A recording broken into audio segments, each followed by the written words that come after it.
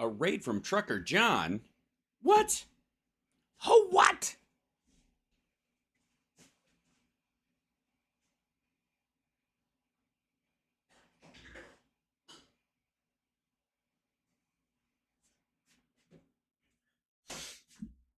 All right. All right. All right.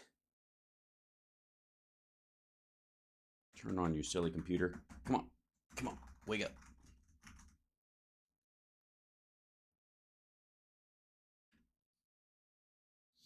Okay, let's give it a try. Getting pretty close. 3, 2, 1. Just give it a shot. What do you think? Hey, how are you? Sound is up. All is well. It's the stream. It's Hal Sparks Mega Worldwide. Thank you for being here. What are we at? 56.4 thousand subscribers, up near 57. That's pretty rock solid. I'm feeling pretty good about that number. Feeling really good about 57K, because I don't think that's one of those numbers that lasts very long. I think that's one of those 57s like, oh, look out. Oh, that's 58. Oh, wow. 59. 60. And then we can, obviously there are a couple of numbers we can stick on for a while. 64 because I'm a Beatles fan like you are. 69 because I can't think of a good reason, but somebody will. I guess 70. I guess you do me and I'll owe you. Is that what that is? Okay. And then we got, and then we're just barreling down on 100. That's the way I'm choosing to look at it. And I'm very excited about it. I feel in some ways that as we watch some of our normal or abnormal compatriots in the sphere of influence try to make their mark on the interwebs and get a big fucking head start, the Rusty Trombones of the world, the Jimmy Dores of the world, really getting out ahead of that, just getting the cart before the horse. And then seeing it kind of come crashing down around them is, I gotta say, it's pretty fucking exciting. It almost, it does make me feel better about the kind of slow and steady wins the race attitude that we've had about building the show in general. But especially when it comes to watching those guys who are like, yeah, we're winning. Yeah, people weren't supposed to bring that up, It's going. Coretta, thank you so much, by the way, for Cash Apps. I appreciate it. Coretta is I can almost single-handedly credit Coretta in our chat room for making me actually set up the Cash App. That's the Venmo, but it'll rotate through, I think. Anyways, I just want to say that because it's true. Trucker John, thanks for the raid. I didn't even know that was possible, and now it is. Now I'm gonna go like, where's my Trucker John raid when it doesn't happen again? That's the exciting part. Dems were on fire today. Well, there's a lot to be on fire about, and as you'll see, and boy, they're just working my last fucking nerve, aren't they? They just know I got a pinched nerve in my neck, and they're just, the Republicans are just like, how about I just lean on it as lazily as possible? I like to PayPal your. Oh, well, thank you, Pam. I appreciate that. I do. We're thanks to Buddha and the Eagle, our dear friend. We and my birthday gift from my mom. We have crossed. She contributed to the computer fund, so we have. I think we have exactly how much we need to get it. Which is the thing about computers, and this is, I'm sure you guys deal with this all the time, is that when you're investing in a bigger computer, if you're doing one for semi-industrial use, you're looking for the one that will last you the next 5 years. You know what I mean? As opposed to the one that might get you over the hump for a little while. This is the, you're like, all right, if we're going to put this kind of money into a computer, God damn it, it better last, right? And you can never tell because that's just the nature of chips these days. But within the realm of the kind of stuff I do here on the show and all that stuff, I think will be good. And so after the show tonight, Summer and I are going to the Apple Store, and I think we're going to order it there and have them drop it off. So person on YouTube, Al doesn't do an early show on Tuesdays and Thursdays. That's true. Yes, Monday, Wednesday, Friday is the morning show, and then of course Saturday for the radio show. Will I at some point add a Tuesday and Thursday morning show? Maybe, but I'm already fighting exhaustion doing as much programming as I do. So, and I do have a child and a relationship. So I got, and a lot of study to do the rest of the time, so I can continue to be 15 steps ahead of these fuckos, like Jim Jordan, for example, like this fella. This is a little moment from the hearings, the first hearings on the Biden impeachment inquiry. 6 motherfucking hours. 6 hours. 6 hours. 6 hours. These assholes were yammering. Sorry, my bad. 6 hours and 22 minutes. I guess I'm not counting the breaks. 6 hours. There's going to be a government shutdown next week because these motherfuckers can't pass a continuing resolution. But they spent 6 hours acting like I haven't already teabagged every talking point they have a dozen goddamn times. Now, I've not pre-watched. I didn't sit through all this because I already know. But this is a moment. This is, you know how some people do points of interest on C-SPAN? God bless them. This is a moment where he's responding about one of the professors, one of the witnesses brings up that, you know, Biden was giving a speech at the Council on Foreign Relations. Hold on, let me see if, this guy, Professor Gerhardt. So Raskin, I guess, asks him a question. Let's lead into it because I think the response is just that. Let's dive in, shall we? We've got a bunch to cover. Not the least of which is a huge interview with Donald Trump, which is very long, and we may ditch out of it at some point because God knows no one has that kind of time. And of course, President Biden was heckled at his speech about saving democracy, and his response was very Biden and cool. And and surprisingly enough, he didn't threaten the guy with physical violence and say in the old days you'd had your ass kicked by a bunch of union thugs for bringing this up and you would have deserved it. Oddly, he didn't go that way. I know I'm shocked as well, being because he wants to be a dictator and an authoritarian. Anyways, so here we go. All of that. By the way, we love Jamie Raskin, and to Donald Trump because it's his son-in-law. No, not without any evidence actually showing the president knew it. Yeah. So or approved it. Because the principle of American law is that people are responsible for their own conduct and not the conduct of their adult children. Is that right? That's correct. Thank you, and to the gentlelady for yielding, and I yield back. Chair now recognizes the chairman of the House Judiciary Committee. The chairman of the House Judiciary Committee. For the record, I'm yet to figure this out. I think Jamie Comer is allergic to his own idiocy, and I think that's why he has the constant snotty nose. It's just a theory. Committee, Mr. Jordan from Ohio. Mr. Jordan from Ohio. Thank you. Professor Gerhardt, it wasn't just a speech. Yeah, you're right. It was a question and answer, too, stupid. He leveraged $1 billion of American tax money, and he did so at a time when our government was supportive of the prosecutor. Here's what our government said. Oh, our government was supportive of the prosecutor.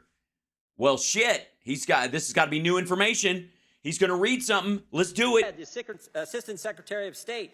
The Assistant Secretary of State said this during the Obama-Biden administration. We've been impressed with the ambitious reform and anti-corruption agenda of your government written to the Prosecutor General, who Joe Biden leverages our money to get fired.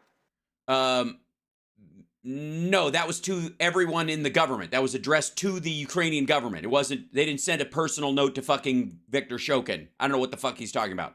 That's just simply dumb. The United States fully supports your efforts to fight corruption, she further wrote. The Interagency Policy Committee said this on October 1st, 2015. October 1st, 2015. The IPC recommends moving forward with a third loan guarantee to Ukraine in the near term. And even after Joe Biden gives the speech on December 9th, the European Commission said, their report said the anti-corruption benchmark is deemed to have been achieved for Ukraine. But oddly enough, you'll notice that he gave the speech, and the speech was conditional, and the loan guarantees were conditional on Shokin being fired, which he was let go by the parliament, by a vote of parliament, an overwhelming vote of parliament. Biden didn't fire him. Poroshenko didn't fire him. We already saw the video of Poroshenko talking to Brian Kilmeade going, that guy's a fucking whack job. Why are you even listening to him? Talking about Shokin. But I would also, I'll divert you right now, if I could, to November 22nd, 2015. This is the notes on Vice President's meeting with Ukrainian President Petro Poroshenko, scheduled for December 7th and 8th. Going on a bunch of things. But in the primary one, number one, in what he has to accomplish on unity and reforms, with local elections in the rearview mirror and the economy that, while still in difficulty, seems to have moved back from the precipice. Yeah, totally firing on all cylinders. Anytime you say the economy has moved back from the precipice, I mean, it's just fucking smooth sailing from this point on. Time is ripe for President Poroshenko to reanimate his reform agenda. Apparently, it was deader than putting on the Ritz. You should recommend that he give a State of the Nation speech to the Rada in which he re-energizes that effort and rolls out new proposed reforms. This is there's wide agreement that anti-corruption must be top of the list, and that reforms must include an overhaul of the Prosecutor General's office, including removal of Prosecutor General Shokin. This is the notes from the administration about the vice president's get-together with Poroshenko on December 7th and 8th in 2015. Jim Jordan is talking out of his butthole. Most telling evidence is what his business partner said. Devin Archer, when we deposed him under oath just 2 months ago, said this. Here's the question. The request was help from the United States government to deal with the pressure they were under from their prosecutor. You know what Mr. Archer's response was? That's correct. Next question. Yeah, but that was his perception. You didn't read the whole fucking question. God damn it. Now I got to comb through the whole goddamn... Listen to how little of the question and answer he gave of that. Listen to this. What Mr. Archer's response was? Hold on. Read the whole segment. Government to deal with the pressure. Hold on. Said this. Here's the question. The request was help from the United States government to deal with the pressure they were under from their prosecutor. You know what Mr. Archer's response was? That's correct. Next question. Right, but not from the vice president. And by the way, and calling Washington, D.C. And he had no idea who he was calling in Washington, D.C. And ultimately, it didn't help. Shokin was, Zlochevsky had Shokin on a short leash. He was corrupt. All right. Question. What? And by the way, anybody who doesn't know this, we've covered this a bunch of times. Just go look up Ukrainian diamond prosecutors and then go get a small, flat, maybe a shoehorn or something, or maybe a tire iron, anything that will help you pry your head out of your ass. What did Hunter Biden do after he was given that request? He called his dad. That's what we're investigating. That's one of No, he didn't. No, he did not. the three things Professor Turley talked about, the influence peddling scheme. I want to go to those three things, Professor Turley. False statements, influence peddling scheme, and Joe Biden might have benefited. Let's do the third one first. Yeah, Joe Biden might have benefited. Let's see how he might have benefited. Is a benefit to your family? Can a benefit to your family be a benefit to you? It is. There's been repeated statements that you need to show that President Biden accepted direct money in order for this to constitute a benefit, even under criminal cases that deal with bribery, extortion, and the Hobbs Act. The courts actually have rejected that. They've said that money going to family members is, in fact, a benefit. And yeah, the problem you have is money going to family members just 'cause isn't in and of itself a crime singularly, because you can't stop people from giving money to your relatives or your son or whoever. As a matter of fact, the federal government shouldn't have that kind of input. So you never will. You will never have a situation where, I mean, ask fucking Don Jr. and Eric and Jared and fucking Ivanka. I don't really see any legal basis for that. Obviously, the strongest case is if you have a direct payment. Uh-huh. You also need the payment is for something. And the idea that he just wanted his kid to have a fucking job where he got a lot of money during a time when he was an addict, that he was like, you know, I really want a job for my son, and the best place for him to have it is in Eastern fucking Europe. But this idea that you can have millions going to a politician's family, and that's not a Oh, you mean like Clarence Thomas or kidding? benefit, I think is pretty fallacious. Yeah, how about the false claims thing? In your written testimony, you said to the extent that the president has used the White House, I think this is a little broader. To the extent the president used the White House staff to maintain false claims or resist disclosures, it can fit into the type of Nixonian abuse of power model. We know all kinds of false statements. The Nixonian abuse. Oh, well, thank you, Alyosha. I appreciate that. I'm just glad you're here. in general. The Nixonian model. Statements have been made by the White House. Joe Biden's made them. He said it was a lousy question when they asked him, have you ever been involved, talked to anyone of your son's business partners? We know that was false. Nope. No, because the question isn't talk. The question is, did you talk with or about business, not with the actual people? And it seriously, Donald Trump has met personally with a human trafficker at Mar-a-Lago at one of these glad-handing events.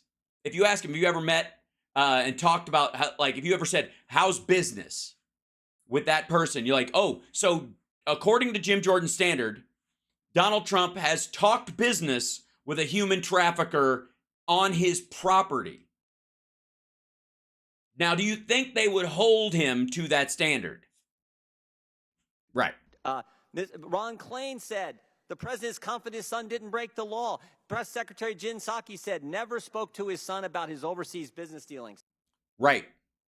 Yeah, asking people how the weather is and about fishing and all that shit, which is exactly what Devin Archer said he overheard on those phone calls, doesn't count. What do you think about all those false statements from the They're not false statements. White House in this abuse of power issue? Well, the involvement of White House staff and executive branch staff has been really one of the Turley's full of shit starting right now because he goes, he should go, well, of course, these are alleged false statements because we have not asserted that they were false.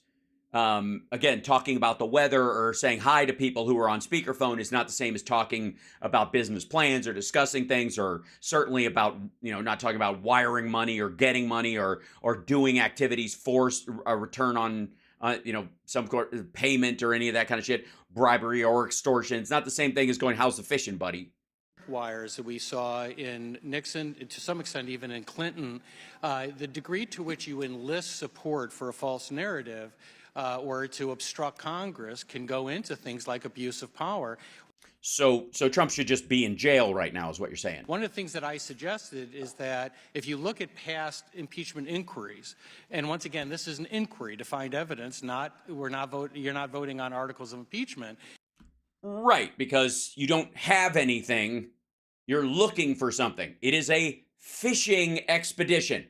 3 years after the fucking laptop shows up, the alleged laptop, the hard drive named laptop purchased by Rudy Giuliani from Russians in Ukraine years ago. It's all of it's up on the internet, every fucking detail, and we're still having an inquiry. Biden has a year left in his first term. Inquiry. Jesus Christ. Those allegations tend to develop last, and you look at what you have found. If you indeed find anything, which you have not. How about the Attorney General? I'm concerned about statements he made. Bill Barr? I agree. I think his summation of the Mueller report was a flat-out lie. And I think as, the head of the DOJ at the time, I think that, everything he does should be considered to be under some level of oath, right? Just fucking with you. March 1st, 2023, in front of the Senate, he was asked a question about Mr. Weiss's investigation. He said this in response to Senator Grassley. Mr. Weiss has full authority to bring cases in other jurisdictions if he feels it's necessary. Last week, the Attorney General told us that Weiss had I'm fairly certain that's a truncated or a misquote. The authority because I promised him he would have the authority if he asked it. That seems to me to be something different. It's what he said to the Senate. He's got full authority, no problem. Last week he told the Well, California can tell him to go fucking pound sand because the attorney general for each state is responsible for their own state. No state's attorney general can override other states. They're clearly going to have to coordinate with it.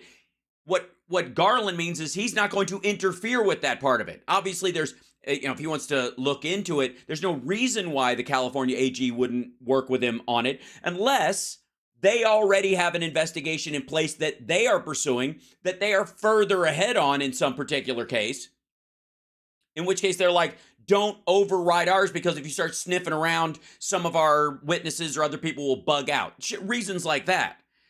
But the concept that because there's reasonable accommodation done in a legal setting between states' attorneys general, I mean, this is just like, I don't... The only argument I think he's technically making here is that the federal government should be able to override the legal system of every state, and that federalism that the Republicans supposedly support is should be thrown out in whole cloth. And the video is as loud as it comes. I'll see if I can boost it a touch. Where are you? Here we go. Let's see if I can kick this up a notch. House Judiciary Committee, he had authority because I promised if he come talk to me, I would give him the authority that I already told the Senate he had. Do you see a concern there with false? No. If he wanted to do it, he could do it, which is the same as, but he's still got to go through the fucking process. Why do these assholes, they're in government. Why does Jim Jordan talk about the process of governing like a layman who's never been inside a congressional hearing? Why is he running the fucking hearing and he doesn't understand like standardized bureaucracy, which is there to make sure that people don't run roughshod over the rights of Americans? Maybe it's because he doesn't give a rat's ass. Maybe that's why. I'm just saying, maybe he just didn't give a fuck. Statements coming from the Biden Justice Department. Well, there is a concern. You don't have to prejudge the evidence to say that obviously. Excuse me. You have to have evidence. And again, information is not evidence. If someone calls someone else on the same night that someone is murdered across town, but there is nothing linking someone calling and going, hey, have you seen my hamster? I left the cage open and he's been running. I thought he was in the kitchen, but I'm worried that the window was open and he's in your room? Okay, cool. Thanks. Just make sure. Okay, see you later. Click.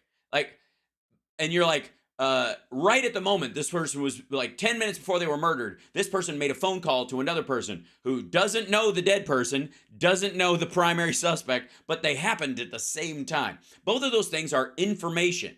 Only when you link them that clearly the hamster did it. And, of course, with a little help from the kidney.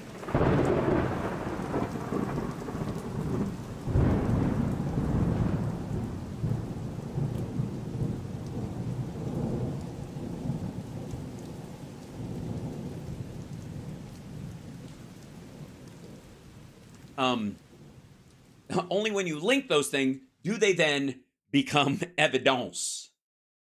As to quote, and at that point you can quote Whoopi Goldberg in Burglar, I have the evidence.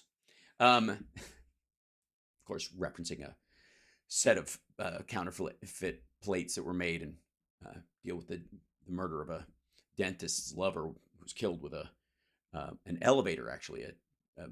Never mind. This is part of the inquiry. And what I don't understand is the opposition to the inquiry itself.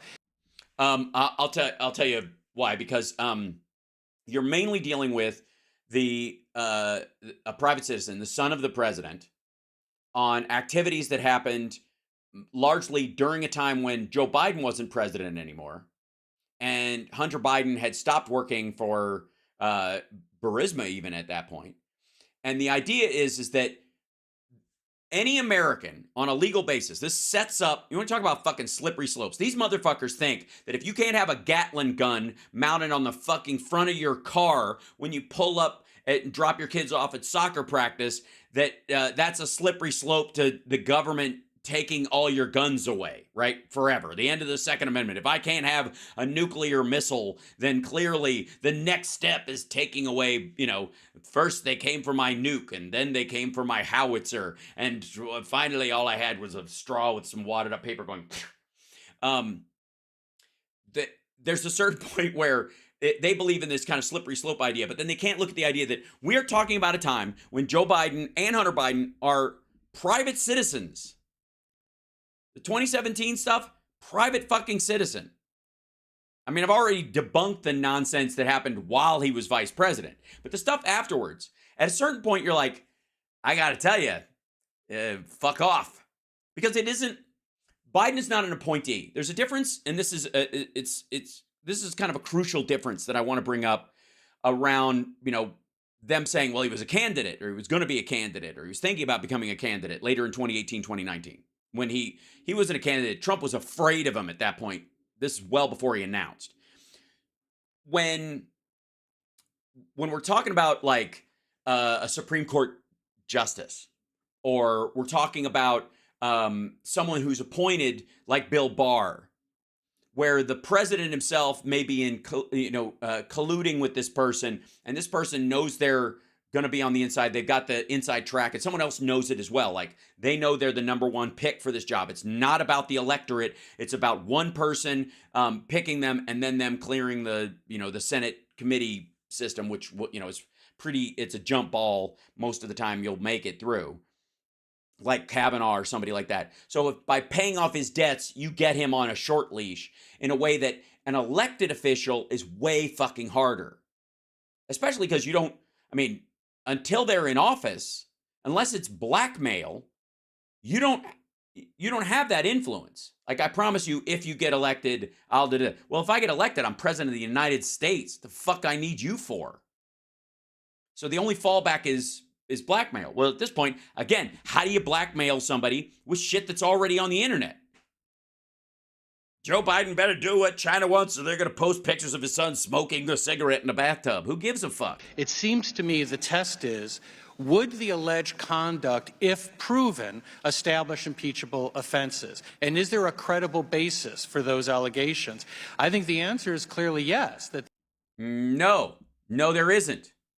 I was promised piles of evidence. There is a basis to look at the president's conduct without prejudging whether that qualifies at the beginning of that inquiry as an article of impeachment. And let's be Yeah, just look at all of his behavior in general and see if you can find out. Maybe we'll get lucky and he got a blowjob at some point. clear. You don't need a full vote of the House to proceed in an impeachment inquiry phase of our Constitution. Jesus Christ, you're arguing for the point. You've got the committee, asshole. You've already been at this for 90 minutes. Duty to do oversight. In fact, the Democrats did it. 4 years ago, I was in an impeachment deposition run by Adam Schiff in the bunker in the basement of the Capitol, and I went to the floor. So I'm in an impeachment deposition, and I went to the floor. Yeah, but you were communicating with the president on January fucking 6th. Don't talk about 4 fucking years ago. 3 and change, asshole. Because you were talking to the president on that fucking day about a crime that was committed against the country on that fucking day. They didn't randomly just go spin the wheel of dipshit Republicans from Ohio and you just, fuck, my number's up. It was a direct connection with the president. They texted and spoke. To vote on opening an impeachment inquiry. They did the same darn thing because Because the Capitol had been attacked. Your Jim Jordan's party members flew a Confederate flag inside the Capitol of the United States of America. And for anybody who's not paying attention, after the South lost a long fucking time ago, they took a shit. They stole things. They threatened to murder the vice president, the speaker, and any Democratic staffer or even Rhino Republican staffer or representative they could get their fucking hands on. They built a goddamn gallows on the grass of the fucking Capitol. Stop it. The idea that we don't have I don't even know. I'd rather, I don't know. Why would they even, we can't bring this up and they can bring up, it's not fucking random. They built a fucking gallows. They were chanting as they beat cops and crushed them with the force of their bodies pushing against these doors. They chanted, "Hang Mike Pence," the vice president of the United States, the guy who's a heartbeat away from the leader of your fucking party at the time. Jesus Christ. And he's like, what, we can't just do, they did it. They didn't just do it. Guess what, asshole? If Jan 6 hadn't happened and Donald Trump had tucked his fucking tail and split like the coward he ultimately is and was without trying this shit, you never would have been called in for the deposition. Democrats, this was after he had already lost, fucko. Democrats were not looking for another reason. Like, is there another way we can just magically, how can we concoct a way to, maybe he'll turn all the paintings upside down, or he'll steal some goods. They didn't know he was going to actually foment an insurrection attempting to delay the counting of the Electoral College, and they sure as fuck didn't know how many classified documents he would not only take with him, lie about the declassification of, hide from the government, and remove from boxes after telling his attorney that they weren't going to touch anything in the storage room over the course of 2 fucking weeks on camera. Democrats didn't know this shit. As a matter of fact, it sounds absurd. It's fucking ridiculous. Donald Trump is an asshole. He's completely ridiculous. He's as human beings go, he is an absolute absurdity. Even Democrats, after all of his pussy-grabbing bullshit and calling women pigs and all his, like, years ago in the 70s being sued for denying, black people the right to rent in his fucking building, it still was like, this motherfucker, he has what?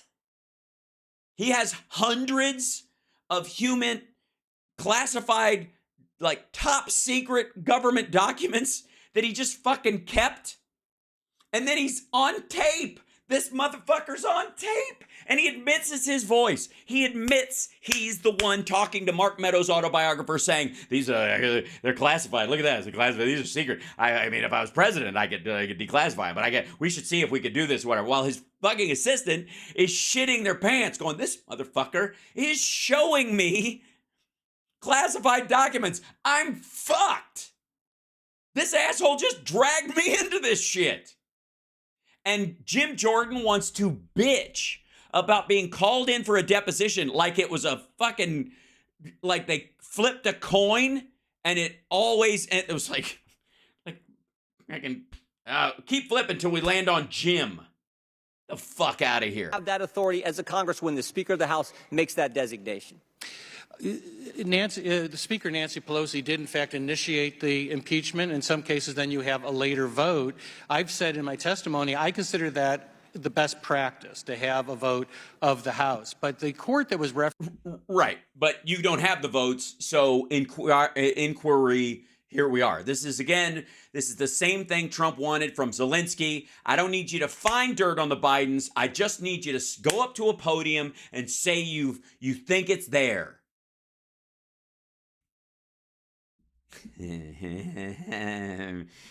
Oh, God. It's just at a certain point. Here I am like an idiot. Good God. And these guys will throw themselves under the bus for him again and again. It's just fucking lazy is what it is. Anyways, you're watching Hal Sparks Mega Worldwide. I don't want to spend, that's 6 hours of that shit. I just wanted to kind of dip into that part of it. And by the way, this is shorter. So speaking of dip, hey, look at this. Jimmy Dore is at the UN, and you'll be shocked who he's a guest of. Just like Max Blumenthal, there's a member of the UN Security Council that I guess one of the countries, I don't know who they are. You guys probably know. I don't know. I have to look it up. We're not going to do all this because there's no fucking point. But he makes a statement. He can't even fucking fly to New York for this. Maybe he's just afraid. Does he have a warrant? I don't know. Maybe there's too many comedians in New York that he's read their jokes on stage out loud with uncredited. And he dare not step foot near the cellar or something. Anyways, this is Jimmy Dore speaking at the UN. In accordance with Rule 39 of the Council's Provisional Rules of Procedure, I invite the following briefers to participate in this meeting. Mr. Dirk Polman, journalist, and Mr. Jimmy Dore, political commentator. Political commentator. Thank you, Albania. It is so decided. I now give the floor to Mr. Oh, because the Russians invited them and they just kind of, it's perfunctory. Jimmy Dore. They're presiding over it. Look at her face. Jimmy Dore. Oh, God. Here we go. Greetings, Mr. President, distinguished members of the council. I'm here to speak today about the attack on the Nord Stream pipeline that took. Oh, thank God he's an expert. He's obviously he's inside a submarine right now. He's going to speak about the fucking Nord Stream?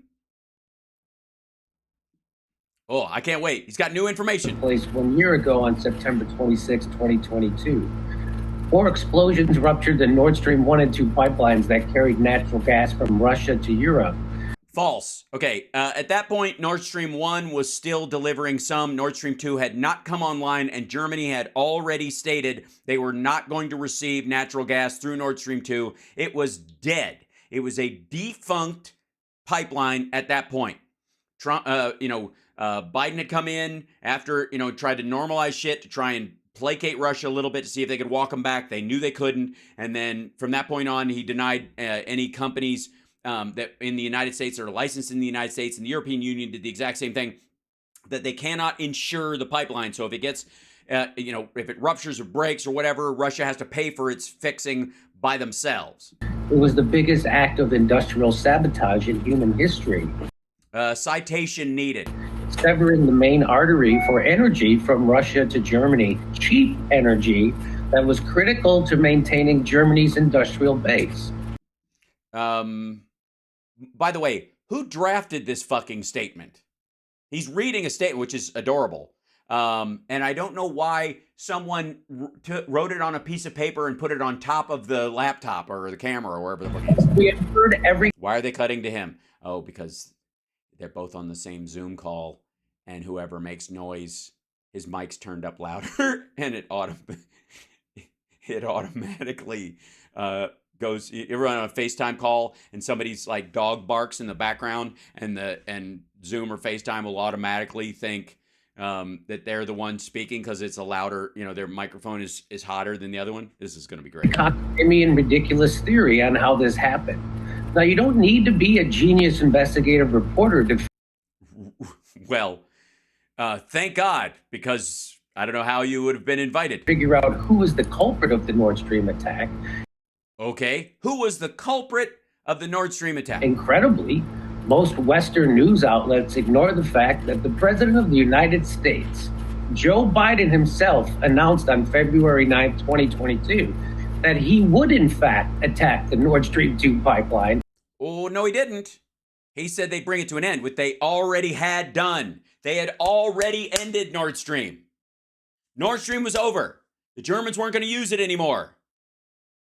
The Russians had already attacked. They were already in Ukraine. It was already the money they were saving was blood money. The Germans are very aware of that. They in the not too distant past, the Germans themselves played footsie with some really awful fucking behavior, and they'd rather not align themselves with effectively the genocide of another group of people in an area, by the way, that geographically contains some of the concentration camps that they themselves put together. The Nord Stream 2 was over at that point.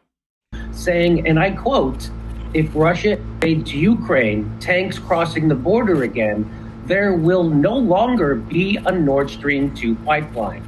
Right, and that's what happened. It ended, but they didn't have to blow it up. It just stopped. We will bring an end to it. I promise you, we will be able to do it. Right, and they did.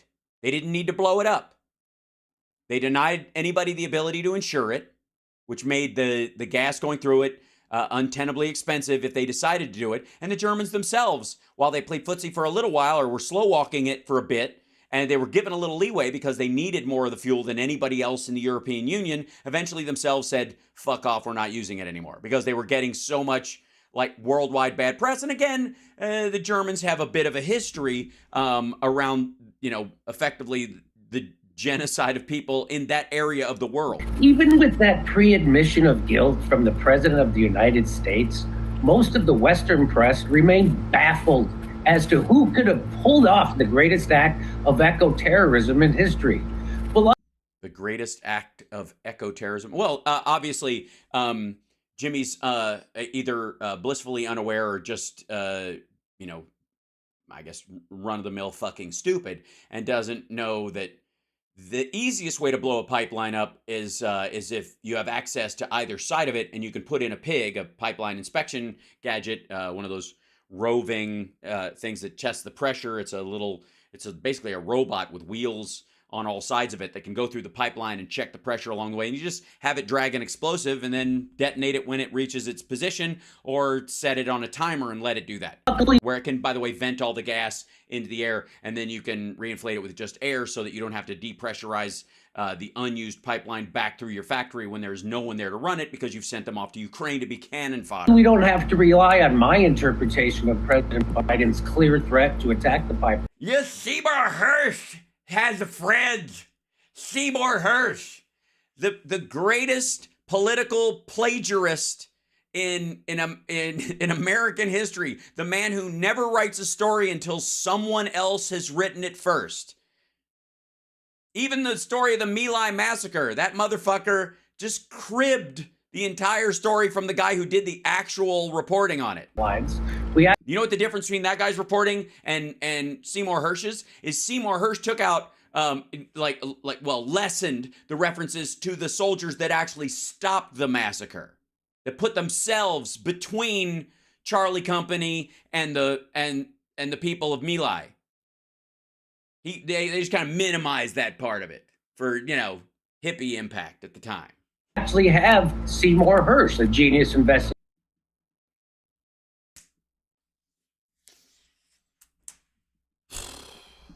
Which is, again, Seymour Hersh's story was on his Substack, because the nice thing about Substack is you don't have to have an editor checking your shit. Reporter with impeccable reputation and credentials.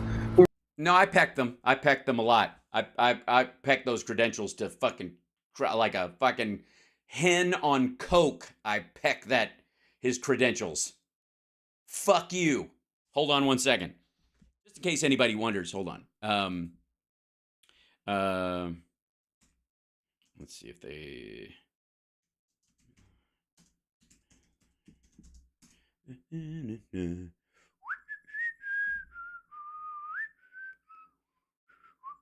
Look at this.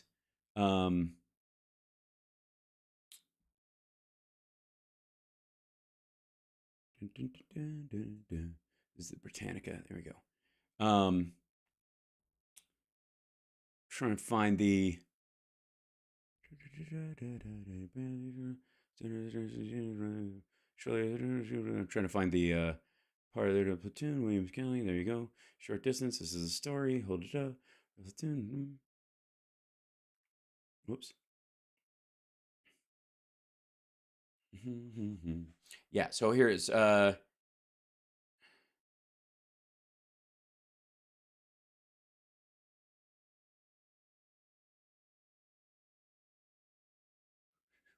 second. There's the...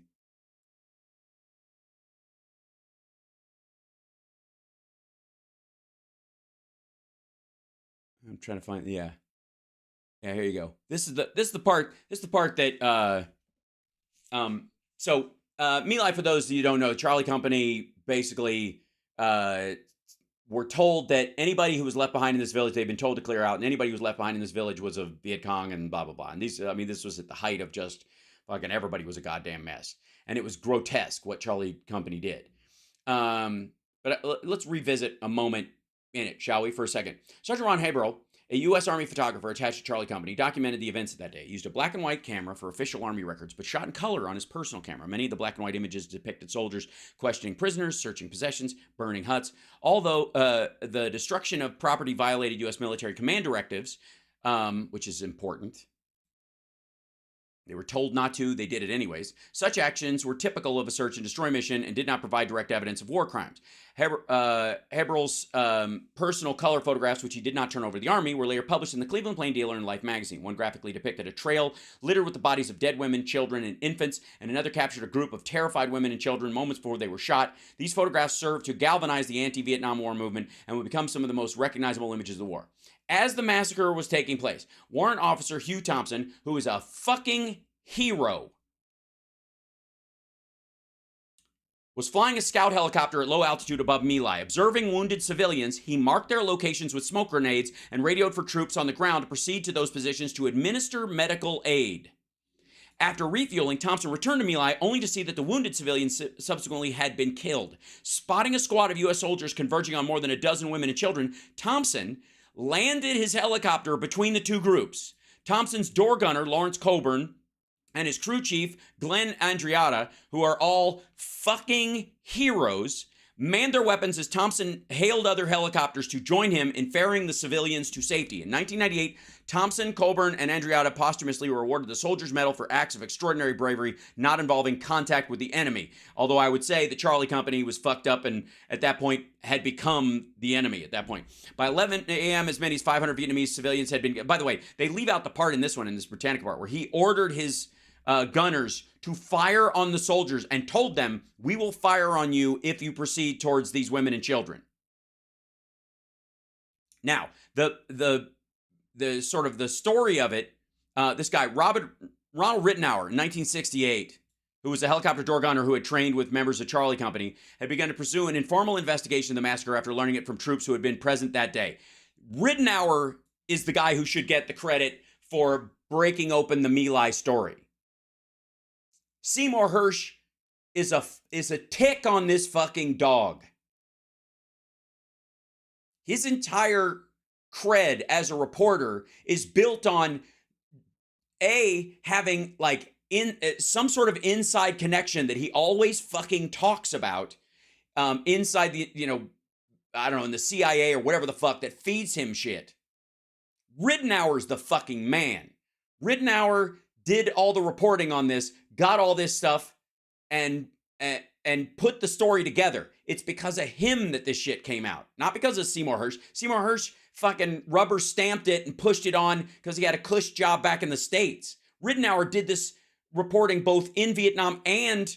Ridenhour spent the rest of his time in Vietnam gathering witnesses' testimony, having returned to the United States and separated from the Army. On March 29, 1969, Ridenhour mailed a report of his findings of the Pinkville incident, which is what it was called at the time, to members of Congress, the Pentagon, and others in Washington. This letter sparked official investigations of both the massacre itself and the subsequent cover-up. Ridenhour, Medina, Thompson, and Calley were among those interviewed, and in September 1969, Calley was charged with the murder of 109 Vietnamese civilians.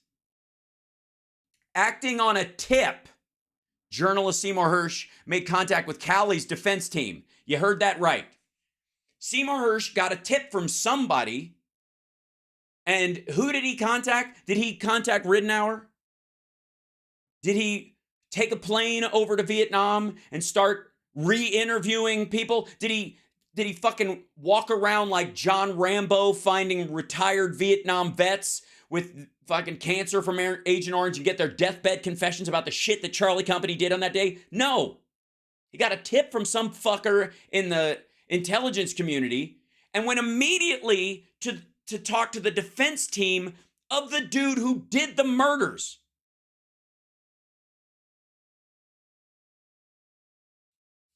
Fuck Seymour Hersh.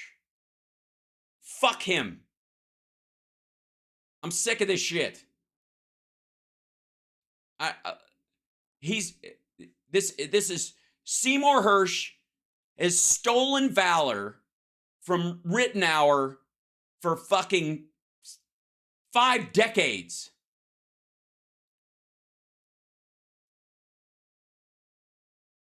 Do I know that nobody's ever going to cop to this? Do I think anybody at Democracy Now! Is going to stop fucking gargling Seymour Hersh's balls for 2 fucking seconds to at least give credit to Ridenhour for actually breaking this fucking story? I'm fucking enraged by this bullshit. Ridenhour is the hero of the My Lai massacre story. Fuck Seymour Hersh and his bullshit. He did everything Seymour Hersh has ever done in terms of journalists was from the warm side of a bay window with a fucking bourbon in his hand. Eat shit.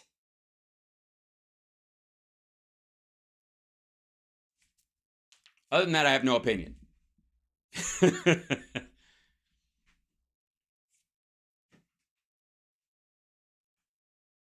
And again, like,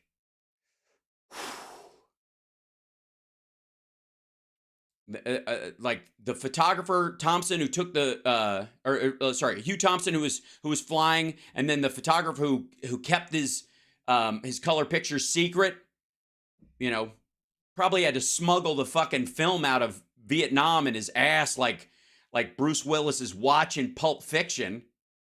And everybody's fucking raising a toast to Seymour fucking Hersh. No. Enough. I'm done. Nobody's going to say it but me. Fine. I'm going to say it. Seymour Hersh is a fucking fraud. He barnacles on other people's work and buries the people who did the actual journalism. And then it does these fucking armchair interviews with Jimmy Dore in his fucking lounge chair in his home office where he scrounged up this bullshit. Fuck off, Seymour Hersh. I'm done. I'm not, yeah. And anybody who has a problem with what I'm saying, clip the fuck out of this and put it everywhere. I don't care. I will stand by it through and through. I don't give a shit. Seymour Hersh is a fucking fraud. All right, enough said. There we go. If anything, Jimmy's bullshit Russia paid for, RT statement to the UN at least gave us a moment where we can clarify that blotch on American journalism that has been sitting there stinking the fucking place up for decades. Ugh.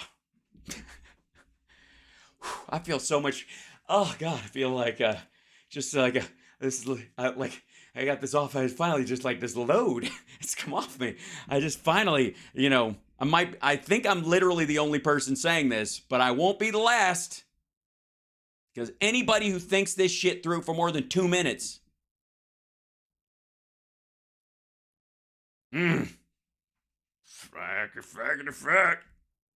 Oof. God damn. Reported that in June of 2022, United States Navy divers operating under the cover of a widely publicized summer NATO exercise known as Ball Tops 22 planted the remotely triggered.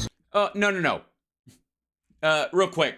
Same shit. And this, I'm just going to leave this because we've heard this shit before. It's just kind of a written statement. It's not really got any value.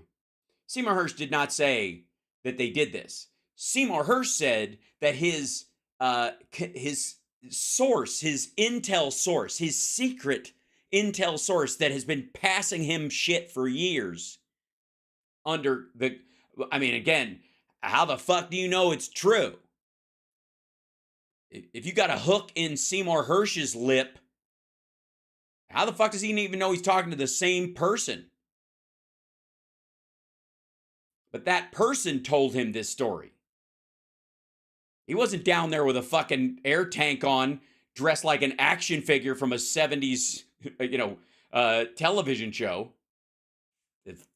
Get out of here. Explosives that 3 months later. Yeah, they sat. So there are more cameras on the Nord Stream 2 pipeline than any pipeline in the world. Russians have pressure gauges on it and sensors around it on the entire pipeline. It's brand new. It was because they had to promise the EU and Germany that it wouldn't leak because of our trend towards ecologically sound uses of fossil fuel, moving away from oil to natural gas to not using it anymore. That had to be the standard. The Russians have video of every 15 fucking feet of that pipeline. They have sensor data all throughout. They know exactly when and where the explosion happened. And also, for those of us that saw the actual footage, the pipeline, the shell of the pipeline, is arcing out like this.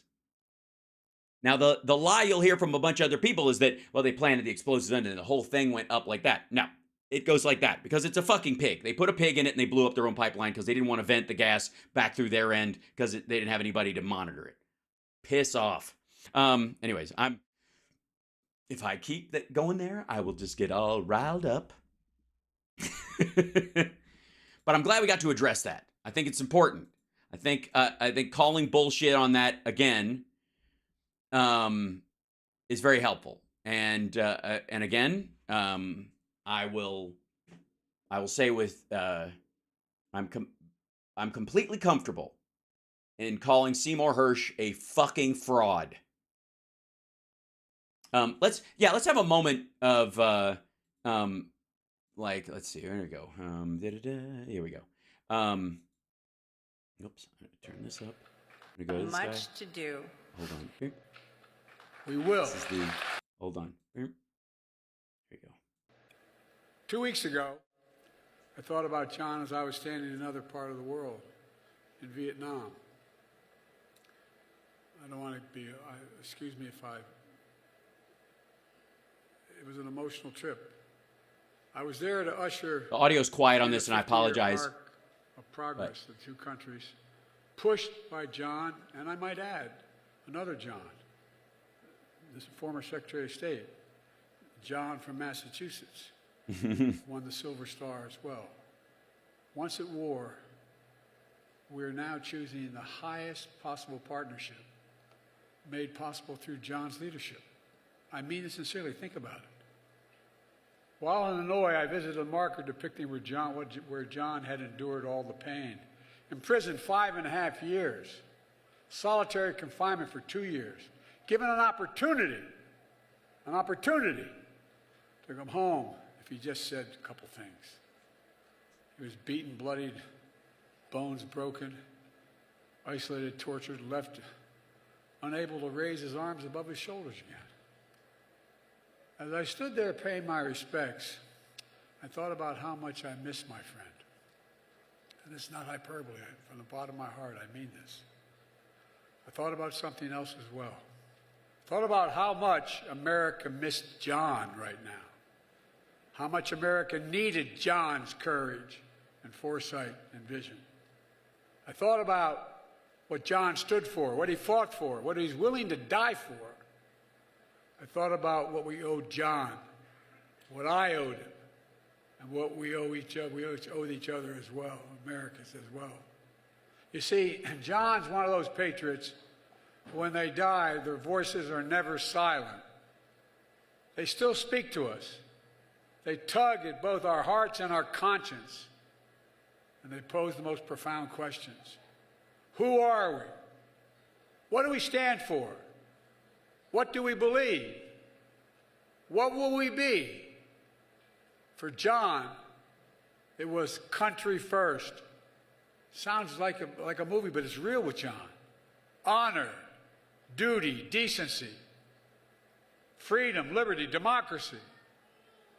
And now history has brought us. And a baby crying in the background. By the way, to those of you who don't know, Biden made this statement about, like, attacks on democracy.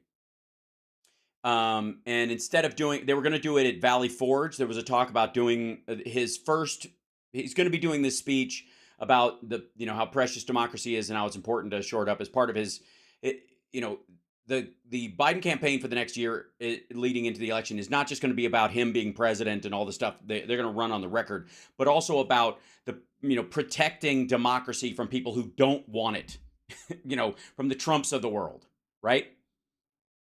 Call Armenia, see if they can sponsor you to make a UN statement rebuttal. That's a great idea, Ron. Sorry, I've got to catch the chat up so I can catch up with you guys. But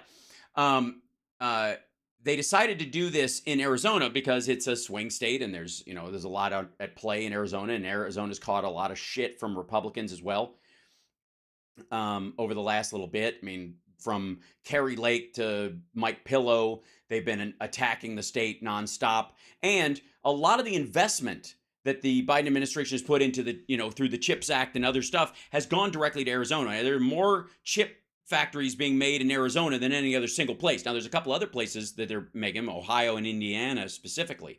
But Arizona, because of ASU and because of, the technical colleges that they have there and the like, there's a pipeline of tech workers who know how to do this shit.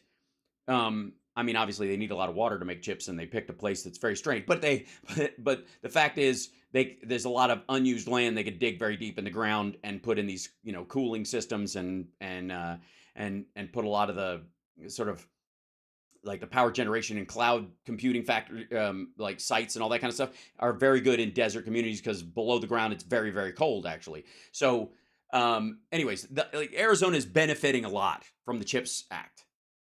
Arizona is benefiting a lot overall from the investment that the Biden administration is making, and the irony is that Kari Lake's running on this get the fucking federal government out of here, and if this is another example where Biden is specifically targeting a state that is purple, leaning it blue by making sure that there are jobs that have legs in the state.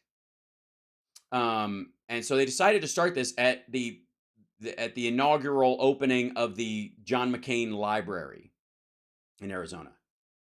Why don't they see what we see in Biden? Because they can't. If they did for a second, they'd have to jettison everything they think about Donald Trump. If that makes sense.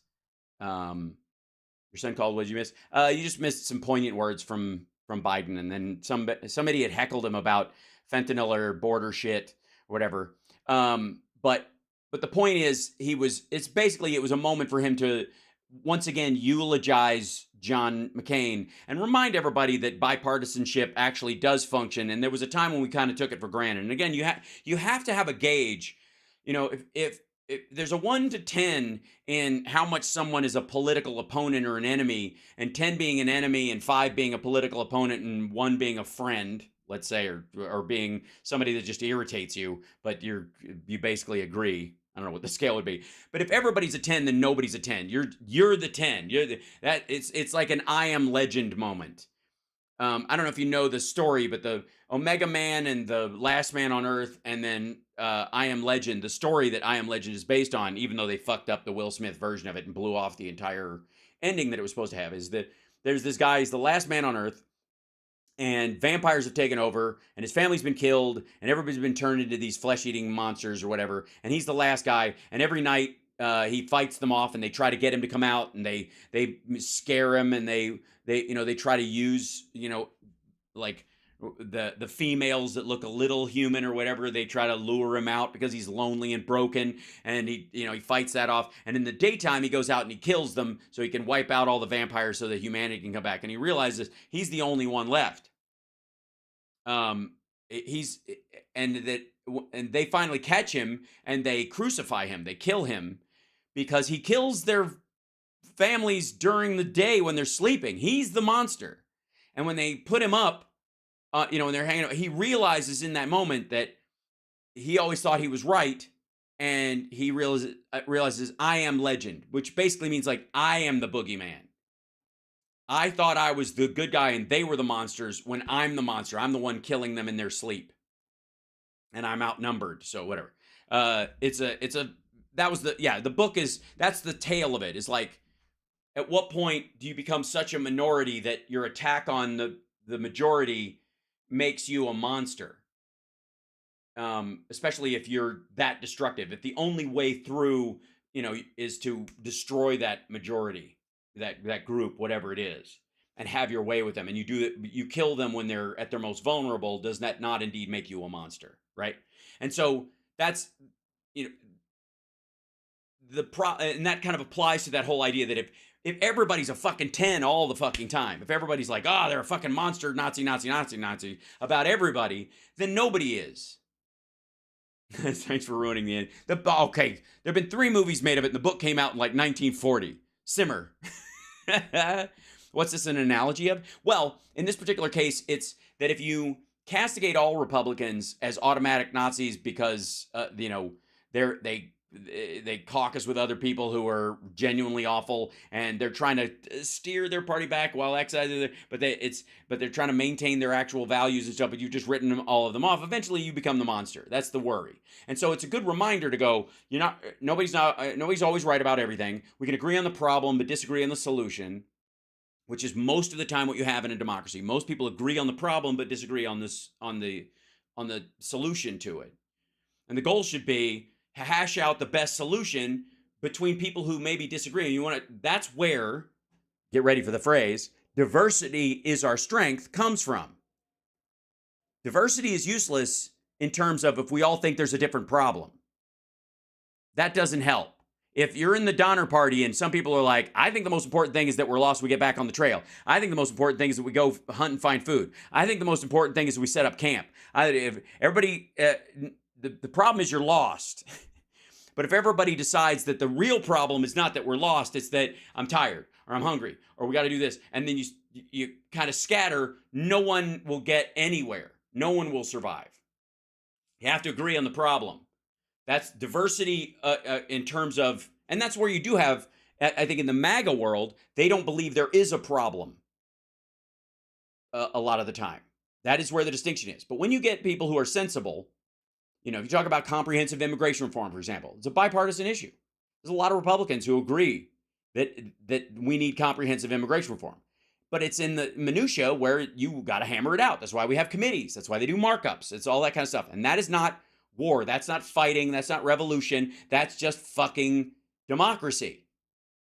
Diversity is good when everybody can go bring in a variant of the solution while we all agree on the problem. And then you can hash out which one's the most effective. Yeah? Okay. Anyways, that said, I just consider that here at House Parks Megaworldwide, consider that me just giving you a moment of actual logical governing philosophy. And here's the exact opposite. Ladies and gentlemen, I give you Donald Trump in an interview with some dickhead. I think he's at Bedminster. I'm going to go with Bedminster. I don't know. This is just a lot of oak. But this is supposedly an interview. This is Trump and Kassam, the National Pulse exclusive. Ooh.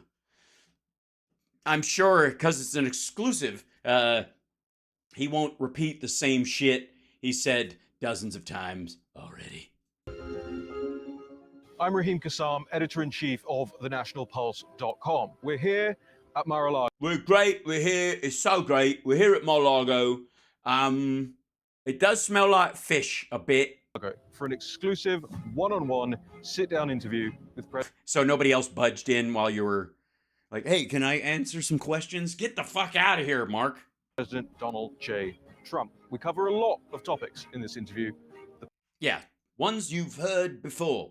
Same shit. With us, I do ask different questions, but somehow this motherfucker always gets back to the same goddamn answers. I don't know how he does it. It's amazing. It's nice to be here. Mr. President, thank you so much for joining us here on the National Pulse. Thank you. Thank you. It's good to be here. You have an accent. It's very weird. You have been to Iowa? I have. You have been given... I've not. I can't think of a reason to go. I understand they have a state fair, and I'm allergic to elephant ears. With or without powdered sugar. Giving some huge speeches to some huge crowds. No. No, he was in a venue that holds about 3,000 people, and it was half full. They weren't huge. Iowa doesn't have any huge crowds. It's not a huge anything. Bless its heart. One of the reasons it's a flyover is because there aren't enough people there to attract the planes to stop. But I noticed specifically the focus on immigration. And I wonder if it brought to my mind the thing from your inauguration speech where you talked about American carnage. Right. Right. Where you were like basically saying brown people awful, storming across the border, scary, scary brown, coming over here. And you were like, this is the end. America's dead now. We're fucked and all that. It reminded me of that. It was like, what's the word I'm looking for? Repetitive. Yeah. Is it possible to plagiarize your own shit? Right. Yes. And I wonder, between the crime, especially in the cities. Yes, the cities are full of crime. Of course, they're full of business and cars and most of the money and all the coffee, obviously, and the banks as well, a lot more banks as well. So I can't imagine why there's more crime in the cities. Now, certainly not per capita. Obviously, Bakersfield, Kevin McCarthy's district, is a shithole. And, of course, Louisiana and all these small towns in Mississippi and Louisiana, you have a much higher chance of being shot by one of your fellow Louisianians. obviously, than you are in a big city. Because the nice thing is there's crime, but there's a lot of buildings between you and the crime. So sometimes crime can be happening a block away, and oh my God, I was a block away from this horrible thing that happened. But there was a giant thing of glass and steel in between me and it. I didn't even fucking know till I got home. It's all on the news. I didn't even know. Immigration, the border, what's going on overseas at the moment. What's happening there? Who knows? I don't know. Nobody really knows. Maybe there's someone coming over here. Don't know. My concern is the Italians get a toehold, and then they start wearing fedoras again. Then you've got Tommy guns in the street, and they want to bring back the Model A, possibly. Don't know. And then after that, the Spaniards are in the streets riding horses. And then, I mean, how close are we to the Inquisition coming back? Did you ever think you would see this level of American carnage? No. No. I mean, I can't even golf. No, I can't golf anymore. I can't golf. Nobody has ever seen anything like this. And all right, fucko. Yes, they have. It's way worse. Early 90s, way worse. Look, I know there are gangs of like groups of doing these like coordinated like shoplifting gangs. Go look up like Fear City and all the shit about New York during. Oh, God damn it! Hold on, it's gonna aggravate me. Fucking hell. Let's see. New York, 70s Fear City. Let's see. Yeah, here you go. Hold on one second. Ladies and gentlemen, nobody's ever seen anything even remotely like this. 1981. This is a 1981 special on the South Bronx. It appears that when President Reagan made his speech to the Congress and the nation last week about the need to make deep cuts in government spending. Yes, especially shutting down all those loony bins and releasing psychotics out into the streets. What could possibly go wrong? Most people who heard him nodded their heads in agreement. I was 11. I'm fairly certain I didn't, but yeah. 70s, 80s New York was tough. Yeah, I think so. But it's the business of reporters to ask nagging questions, even in the face of near unanimity. And a nagging question that occurred to us is represented by a New York neighborhood, which has long been a reproach to the nation. Has long been, what a lovely way of putting it, long been a reproach to the nation. That sounds like a book you'd write. What's the name of your new book? It's called A Reproach to the Nation. It's I dedicated it to the Grammar Street riffs. Riffs! Yeah, right! I want the warriors. I want them. I want all the warriors. I want them alive, if possible, if not wasted. Can you dig ahead? Now we keep up the general truce. We go one borough at a time.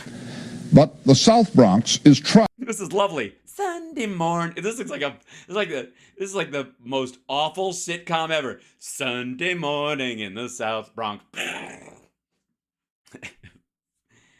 How you doing, Charlie? Pretty good. Have you seen the son of Sam this morning? No, he went out late last night. I guess he's sleeping in.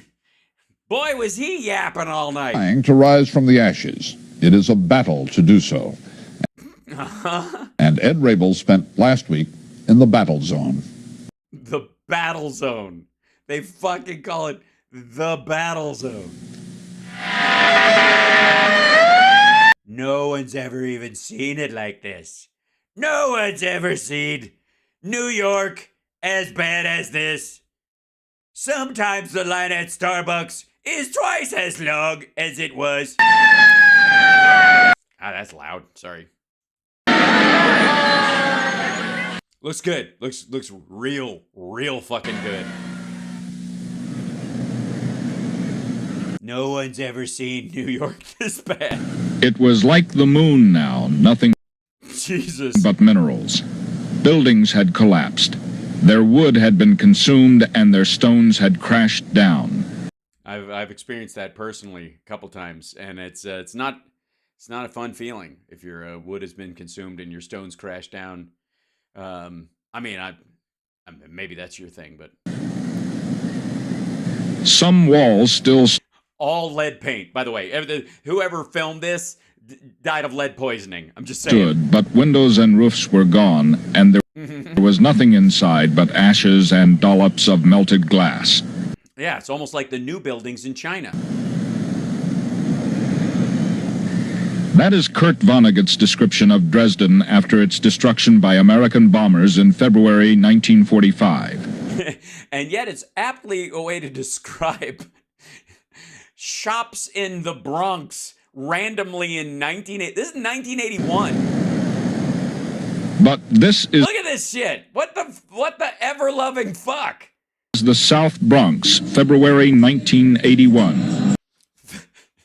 No one's ever seen. Oh, it's terrible. Especially, oh, it's terrible, I have to say. Especially, I mean, you can barely get any good LED lights anymore. They're all sold out because everybody's got their own podcast now. It's the glut of podcasts. I blame them. Jesus Christ. Hold on. We'll check back in with New York. I think we could say worldwide. I think you could go to a Banana Republic. Could you? If you can find one open, they have the weirdest hours. And pick the worst one. The worst Banana Republic on the sliding scale of Banana Republics. The one that's got like brown spots on it, and you're like, I could probably make bread out of this, but it's definitely not going to end up on a Sunday. And you're not going to see what we're witnessing now. Uh-huh. Yeah, you're right. They just shoot people like you. Honest to God. Which is bad, for the record. Yeah, the worst of the worst Banana Republics. You wouldn't be sitting in your golf course being interviewed by some fuckhead from England about your legal woes in a Banana Republic. You'd be in a fucking bunker like Saddam Hussein. They'd find you with like 2-week growth, or you'd be like using a fucking salad fork to do your comb over.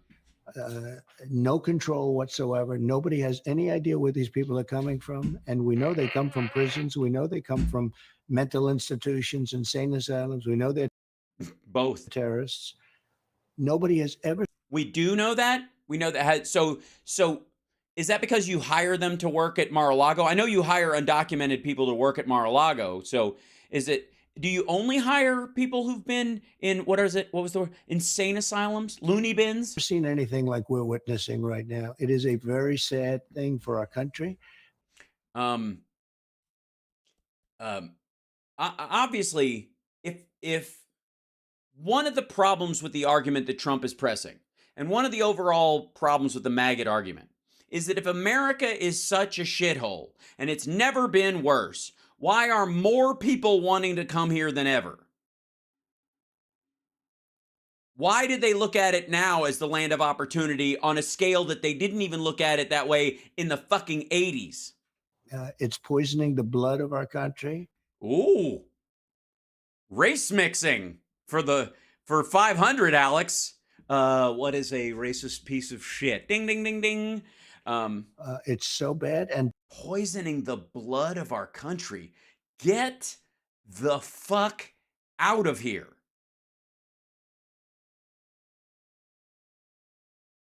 Yikes. Let's hear that again.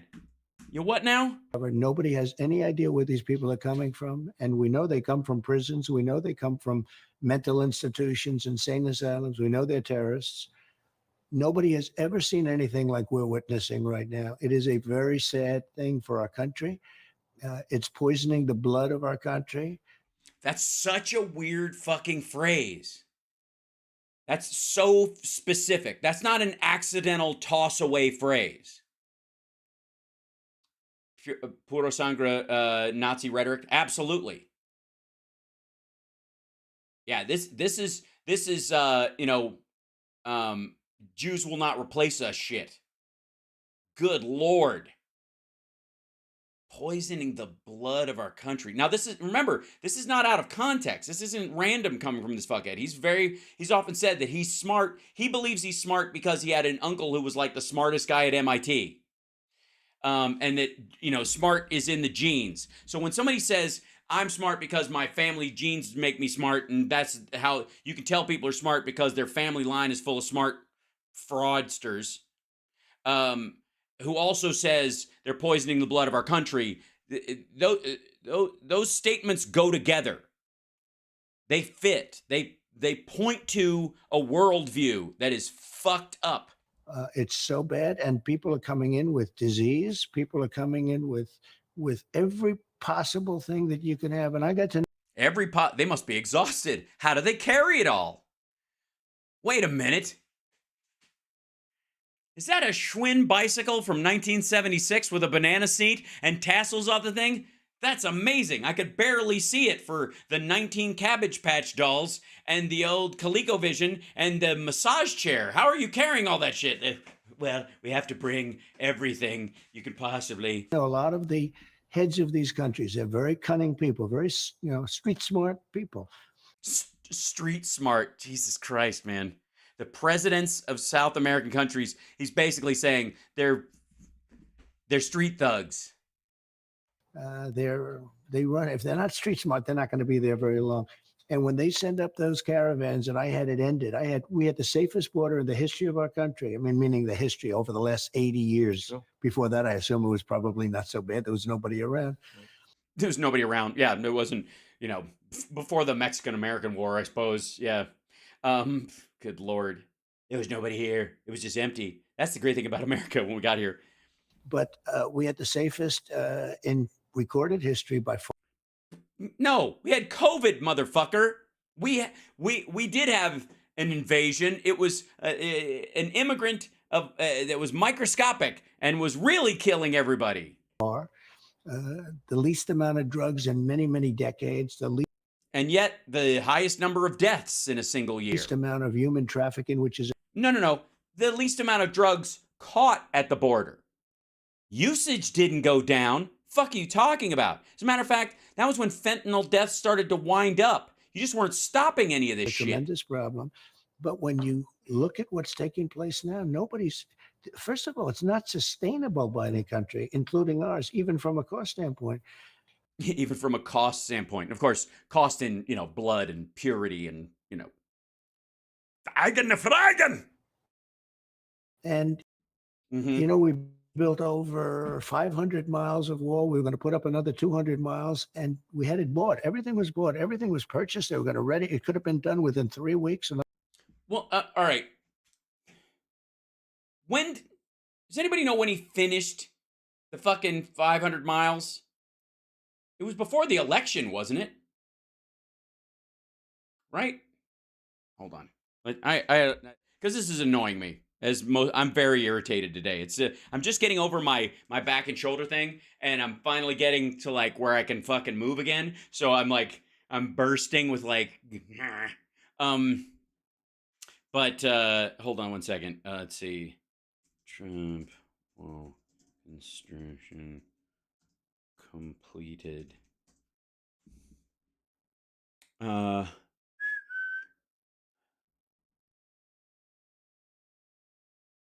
there's a lot of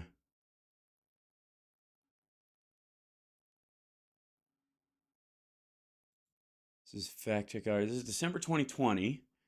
In the final weeks of his presidency, Trump has returned to the signature issue. The White House pledged to build a beautiful, gorgeous wall, but almost finished. It's a pledge to build a beautiful, gorgeous wall on the southern border on 2 separate occasions. Trump has said he is completing the wall like I said I would, and that it is almost finished. This is from December 22nd, 2020. This is after he lost. To be sure, the Trump administration has built hundreds of miles of border fencing, more than any other president in American history. But by the end of Trump's term in January, the length of fencing will be well short of what Trump promised. Border experts say construction crews won't come close to even finishing the work that is currently funded. Most of the wall constructed to date has been replacement of existing or dilapidated and inadequate fencing, despite earlier plans to build new barriers where none existed before. In 2018, an administration official testified that his agency would build 316 miles of new pedestrian barriers in addition to what is there now. But to date, only about 40 miles of such fencing have been built. Other border experts warn not to minimize the impact of the replacement fencing. In some cases, the new barriers erected replaced fencing made from Vietnam-era landing mats, U.S. Customs, border, okay, blah, blah, 30-foot high steel wall, blah, blah, blah. That's a dramatic change. Below or before and after, right. Whether the wall is almost finished is another question. Part of the difficulty of measuring is the ambiguity. Those who, and by the way, a lot of this was using funding that was already there to replace this stuff during the Biden administration when the numbers were a lot better. The crossings during the Biden administration, the Obama-Biden administration, were lower than they were during Trump. And they also kicked more people out. They caught a lot of shit for it, actually. Interestingly enough, before the wall was built. Close to say, fencing mostly has been built where there is least resistance, where the federal government already owned the land, particularly in Arizona and New Mexico. Far less that has been built in areas of Texas, especially where private landowners have fought condemnation of their land in the courts. What has resulted, border experts say, is a patchwork of fencing. Nonetheless, with no publicly shared benchmarks for completion of the wall, Trump has declared near victory. You know, we're completing the wall like I said I would. Everyone said you'd never be able to do it. They don't want to take down the wall, blah, blah, blah. Okay. What did he promise? That Mexico would pay for it. There'd be 2,000 miles of wall. Now it's 2,000 miles, but we need 1,000 miles of wall. Nothing. It's nothing. I will have the most gorgeous wall you've ever seen. Someday they'll name it the Trump Wall, he said in Harrisburg, Pennsylvania on April 21st, 2016. We have 2,000 miles of border, which we've already needed 1,000 miles of wall, blah, blah, blah. Remember, he said that a bunch of times. This is just repeated the same shit. What was their plan? To lie, I guess, and obfuscate. Let's see. Specifically, it says CBP will not conduct an analysis of alternatives to assess and select the most effective, appropriate, and affordable solutions to obtain operational control of the southern border as directed, but instead relied on prior outdated border solutions to identify material alternatives for meeting its mission requirement and did not use a sound, well-documented methodology to identify and prioritize investments in areas along the border that would best benefit from physical barriers. The CBP report was never released publicly. During a congressional hearing on March 15, 2018, Martha McCalley said in late 2017, Congress asked CBP leadership to provide Congress with a list of what they needed to adequately secure the border. In response, they produced a document called Critical CBP Requirements to Improve Border Security, which was also never publicly released. According to CNN, which obtained the document, CBP laid out a long-term vision for about 864 miles of new wall, about 1,163 miles of replacement or secondary wall, and asked for $18 billion over 10 years to build 722 miles of border wall, including about 316 new miles of primary structure, about 407 miles of replacement and secondary wall. On March 15, 2018, committee hearing was like, by the way, Trump did 40 of it. And Mexico didn't pay for any of it, just for the record. And a lot of it has to do with the fact that it's private land that runs right up against Mexico, that, you know, people own property that runs right up to the border of Mexico, and they don't want to let the government build a fence on their property because, again, and Trump did it in some cases, but that means giving territory. Trump is the first president since the Mexican-American War to cede American land to Mexico. Just for the record. All right. Where are we back to here? Where are we back to this business? Where are you? Here we go. The 200 miles wall done, and they didn't want to do it. When you look at the numbers of people coming in, and the numbers, Raheem, are much bigger than anybody understands. I really believe it's going to be 15 million people by the end of this year. Yeah. I mean, we'll need 12 million people to cross between now and December, but it could happen. It could totally happen. And we're going to keep them all too. And they're all going to get jobs. And they're going to take those jobs from Americans who, would desperately love to work at Mar-a-Lago, but, apparently they just can't get clearance. During this administration. That's larger than New York State. Okay, this is what we have. And look. Yeah, but spread across the entire country. I mean, why don't we just invert that and go, why the fuck does Wyoming have 2 senators when they've got the population of a fucking suburb of Seattle? And the Democrats are talking about it now. Oh, yeah. Yes, they're talking about it. Oh, yes. They have been for years. Comprehensive immigration reform. If some Democrats hadn't fucking sat on their hands, we'd have the House. If we had the House, we could have passed this. They're talking about it. But the media is not writing much about it. It's amazing. The fake news is not writing. A, yes, they are. And B, I gotta tell you, Look, all the talk about the border, oh dear God, the fucking border, oh my fucking God, the fucking border, the border. Okay. It's the big scare point that the Republicans have to motivate their base. It is the single biggest motivator that they have besides like the transing of kids. These are the two things that will drive Republicans to the polls next year, and they're going to work that fucking nerve like crazy. But in reality, we've gone through periods where the border was worse than it is now. There's fluctuations in it. A lot of it is recidivism, was during Title 42, and now it's, copped back. And then there are these big runs of specific countries like Venezuela or whatever. There were Venezuelans who came up here, and they found out that we gave work visas, so another surge of them came up because of that. But those people will get rejected because they're economic migrants, and that's that. It's happened before. I mean, how many were in the Reagan amnesty? 11 million? Much about it. If you turn on to outside of Newsmax and Fox and a couple, nobody's even reporting on this Nobody even talks about the border except when they do, but I don't watch. thing. I mean, you watch ABC News and NBC News and you watch CBS, they hardly talk about it. No. Yeah, that's weird. Let's see. 1 second.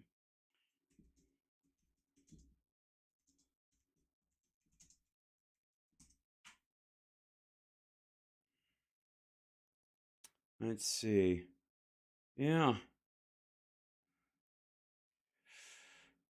Well, I guess, let's see. It only took me about an eighth of a second, but ABC News, migrant crisis explained. What's behind the border surge? ABC News. Videos of ABC News about the southern border. 1,500 troops sent to the U.S. southern border ahead of expected wave. ABC News Prime. More troops sent to the southern border. New details emerge on situation at southern border. Border crisis. What's happening at the U.S.-Mexico border? ABC News, situation worsens at the U.S.-Mexico border. Here's a bunch of pictures. Crisis at the border. This is ABC News. How it happened and what is being done. You don't even hear about it. They don't even talk about the thing they do. I don't know why they won't say it to you. Oh, no. Jesus Christ. Where the fuck did it go? That's that. Yeah. All right, there we go. It's a tremendous national tragedy. And I'll get inflation down. I'll get the economy roaring again. I'll do all this. But this is a hard problem that we've got to take care of.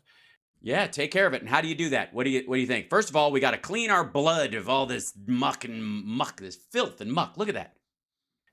And we are going to take care of it. This is a very bad problem, a very dangerous problem for our country. The announcements. I mean, it's to the point where you have to get more strict than this than even when you were campaigning in 15, 16, right? We had it all closed up. We were doing a great job. Yeah, I've got to. First of all, I'm making the Illuminati hand gesture. I'm glad you're doing it as well.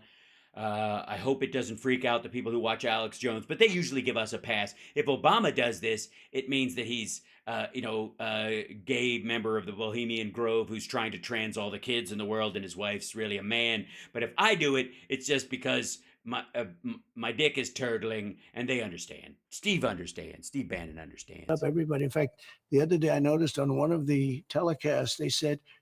Telecasts? Uh-huh.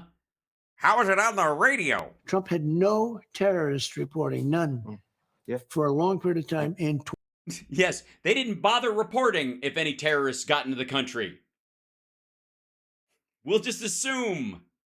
If you didn't find anybody, that means there weren't anybody. Now that we're finding some, it means that the other people are getting through. Motherfucker. 2019, there were none. Now we're setting record numbers. That's on just one category, a thing called terrorists. Not good. Not good thing called terrorist. Not good with terrorism. They used to come through and you didn't even know. Good category. So we'll get... It's not a good category. As they go. I'll take terrorists for 500, Alex. I don't want to. It's not a good category. All right. Shakespearean analogies done by Dr. Zeus for 300. Just as bad. All right.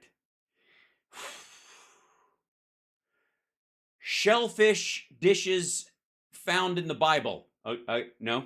I don't know what places to put a booger for 200. Yes, okay, I'll take that one. Places to put a booger for 200. We'll get it going. So we'll get it going. We'll get terrorism. We'll get terrorism going. We'll get it going. you make the point about the press and the media, and yeah, I think most of the media is quite hostile towards you. One of the ones that I think people are surprised that has been hostile towards you has been Fox, especially recently. Bullshit! Yeah. Sorry, I don't know why that was delayed. Murdoch says he's out. What do you think? Well, I wish him luck. We've done. I wish him luck in his, he's a young guy. He's got a lot on his plate. He's got a lot to look forward to in his retirement.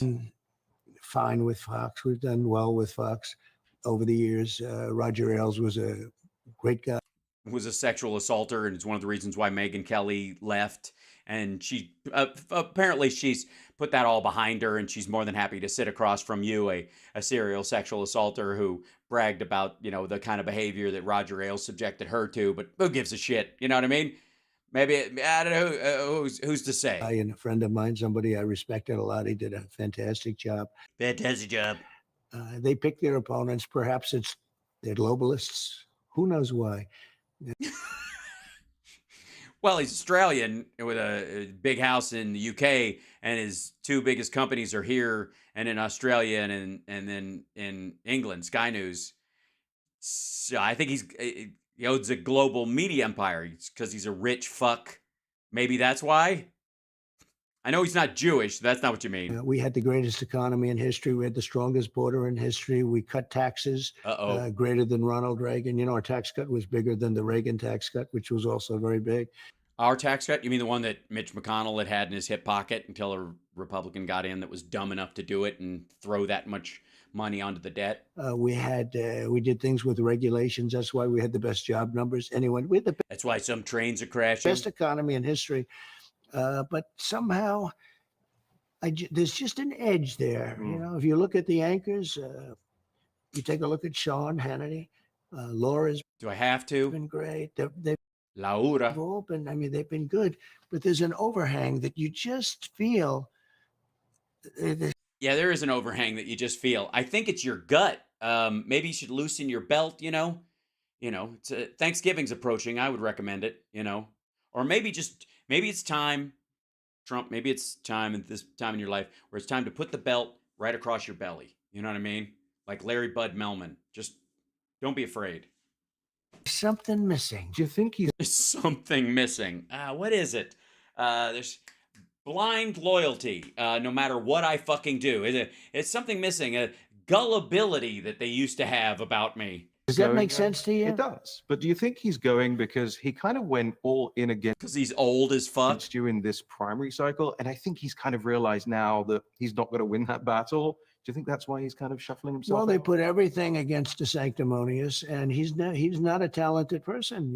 He's okay. What he meant to say was they put everything behind Ron DeSantis, and it's not working out. But because he's fucking stupid, he just said the opposite of what he meant to say. He's kind of realized now that he's not going to win that battle. Do you think that's why he's kind of shuffling himself? Well, they put everything against the sanctimonious, and he's not a talented person. He's just not a talented person. Don't forget, he only won because I endorsed him. He was at 3%. Right. Yes, you're a great judge of character. We've gone through this shit before. I'm already bored. Yes, you're a terrible judge of character. You pick losers who are disloyal and stupid and untalented simply because they kiss your ass. It's a brilliant. Why wouldn't anyone want you to run their fucking country? Why am I supposed to be impressed that this motherfucker shits on Ron DeSantis? You picked him, asshat. If you just let the other guy win, you probably would have had a reasonable relationship with him, like some sort of just any of the random Republican governors. I'm beginning to think this hashtag the best people thing is nonsense. He was dead, and I endorsed him. And because why? Why would you do that? Because he kissed your ass. And he turned out to be awful. And an idiot. And untalented. And all these things. And you backed him. At a certain point, this isn't about Ron DeSantis anymore. The reason I go after him so hard it's because you're pissed that you gave him a job and he turned on you and he's disloyal because in your heart, you're a doughy orange orangutan that thinks he's a gangster.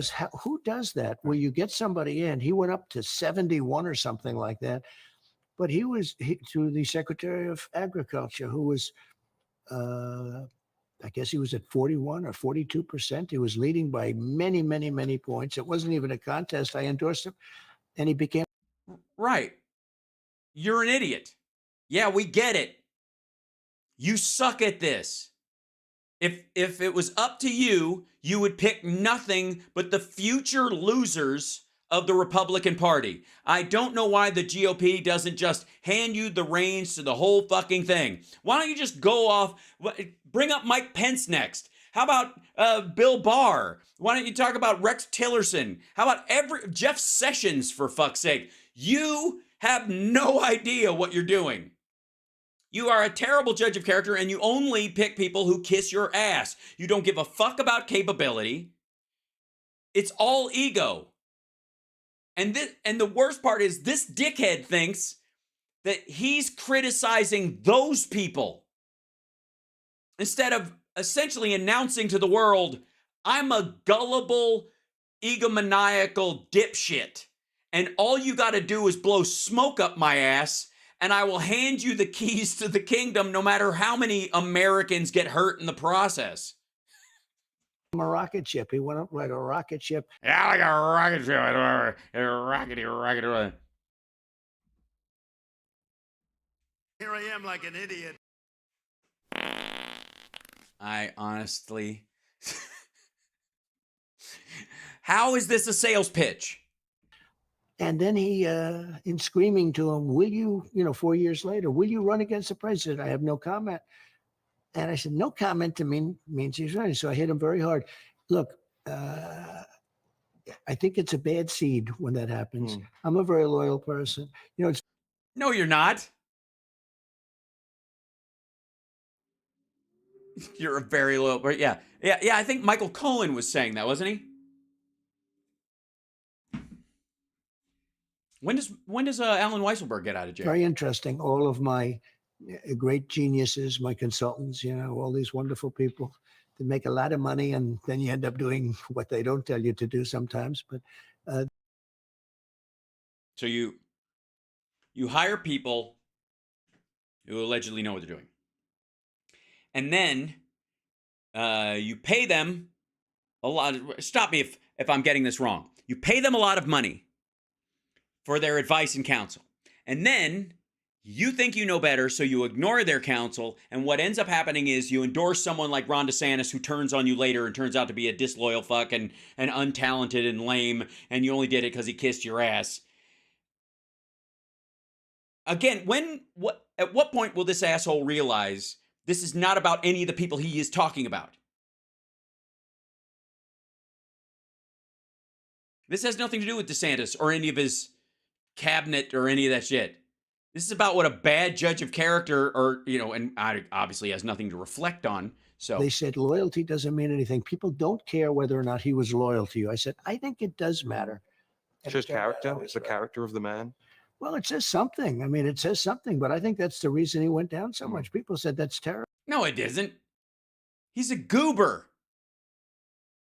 Ron DeSantis dropped because he did all of his maggot shit underneath during the cover of night, did it so that he could get MAGA talking points, but then tried to hide it from people as his way of, centralizing himself as a conservative voice for the general election. He wanted to have his cake and eat it too. And he's a fucking goober.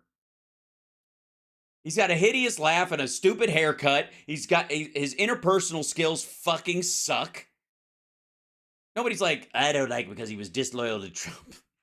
In which case, that's what's going to stop Trump from winning next time, is because all of his supporters will fucking shiv anybody who, if he's not the nominee, they're going to fucking torture whoever is.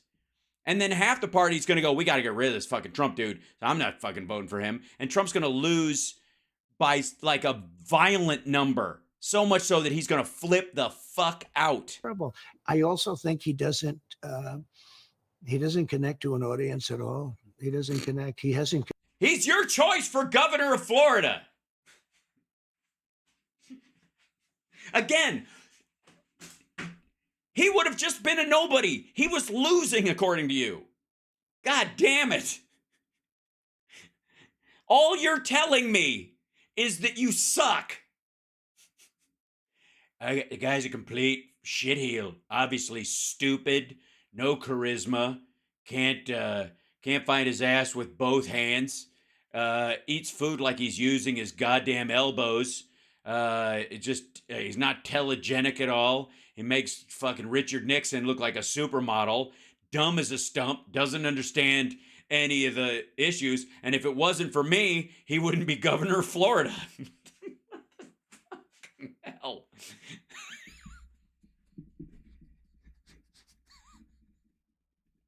I picked him. Jesus Christ.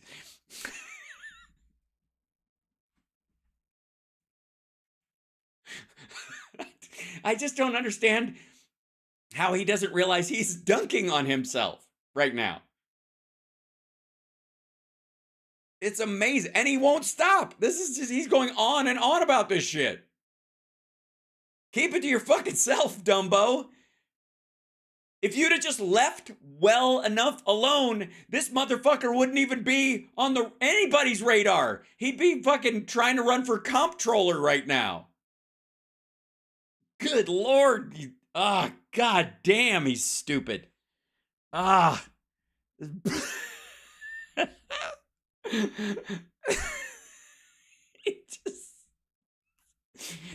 is so stupid. He does. Like he can't not. Connected. He couldn't sign the bartender's shirt at the eye. He couldn't tuck his. He couldn't walk up to a podium without cracking his nuts against the edge of the fucking thing. He literally went to a restaurant in Iowa trying to drain up votes, and instead of shaking hands and kissing babies, he started shaking babies and kissing hands. He was telling people to pull his finger and then laughing in their face, and the amount of spittle he got in this one woman's eye blinded her. He's a terrible, terrible person. And if it wasn't for you, he wouldn't be governor of Florida. I don't get it. I'm amazed. At the Iowa pub, I don't think that would have worked. But he copies so much, you know. I say we're a nation in decline. All of a sudden he's saying we're a nation in decline. Well, I mean,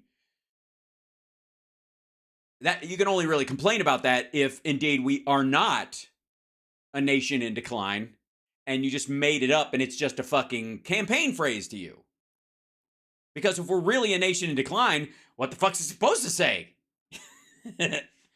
He's stealing all of my doom spraying lines. When I say America's a shithole, he's like, America's a poop hole, which I don't think, he's not a good communicator. He just isn't. Although poop hole, I don't know. I ask some people in my office, should I say shithole or poop hole? And they like it when I say bullshit. We are a failing nation. All of a sudden he says, we are a failing nation. When he says, make America, I say, make America great again. He says, make America great again. When I say Disney sucks, he says Disney sucks. When I say hip hop, he says rules, hip hop rules, hip hop rules. When I say it's amazing. He's completely inept. He can't connect with an audience. Nobody likes him. And he's saying all the things I say.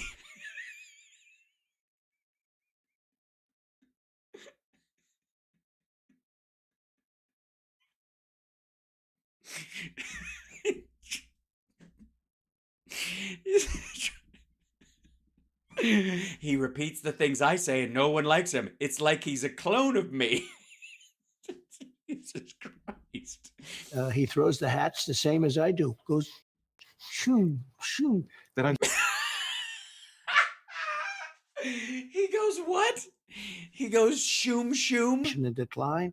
We are a failing nation. All of a sudden he says, we are a failing nation. Oh, God. Dude, it's like painful. You ever see one of those movies where there's an embarrassing scene in the movie? You really love the movie, but the embarrassing scene always gets you every time it happens, and you start cringing before it happens? I'm having that moment. He throws... Shoom, shoom. Get the fuck out of here. The hat's the same as I do. Goes, shoom, shoom. They don't go as far. I don't even do it anymore. You know, because of that, I don't even do it anymore.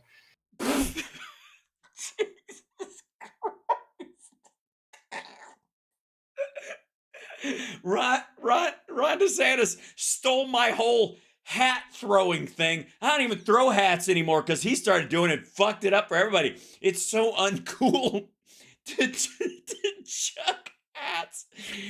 What the hell?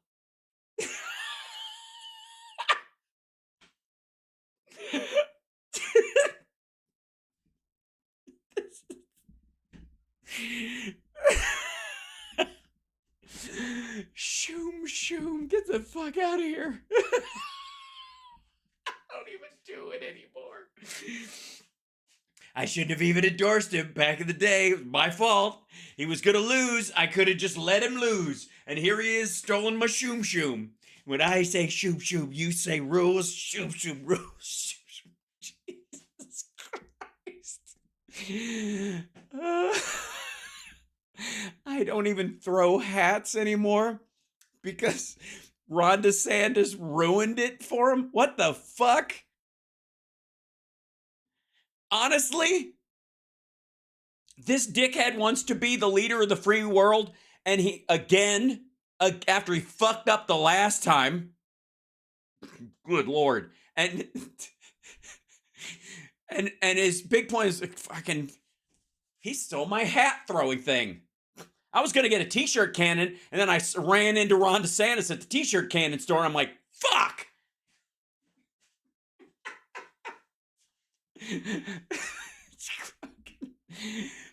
I was going to do that thing where you shake up a beer, and like you've won NASCAR or something, you all over people, and he did it at a party. I saw a video of him doing it. I was like, whatever. So, is he a plagiarist? Is he a plagiarist? No. Is someone stealing your food if they just say, are you going to finish that? And you say no? If you stop doing something and he starts doing it and you just cower and run away because someone copped your moves. I'm just saying, I don't, thank you, Alyosha. I'm just saying, I don't have a lot of hope for Electric Boogaloo 3, Boogaloo Boys, starring Donald Trump and Ron DeSantis as Boogaloo Shemp.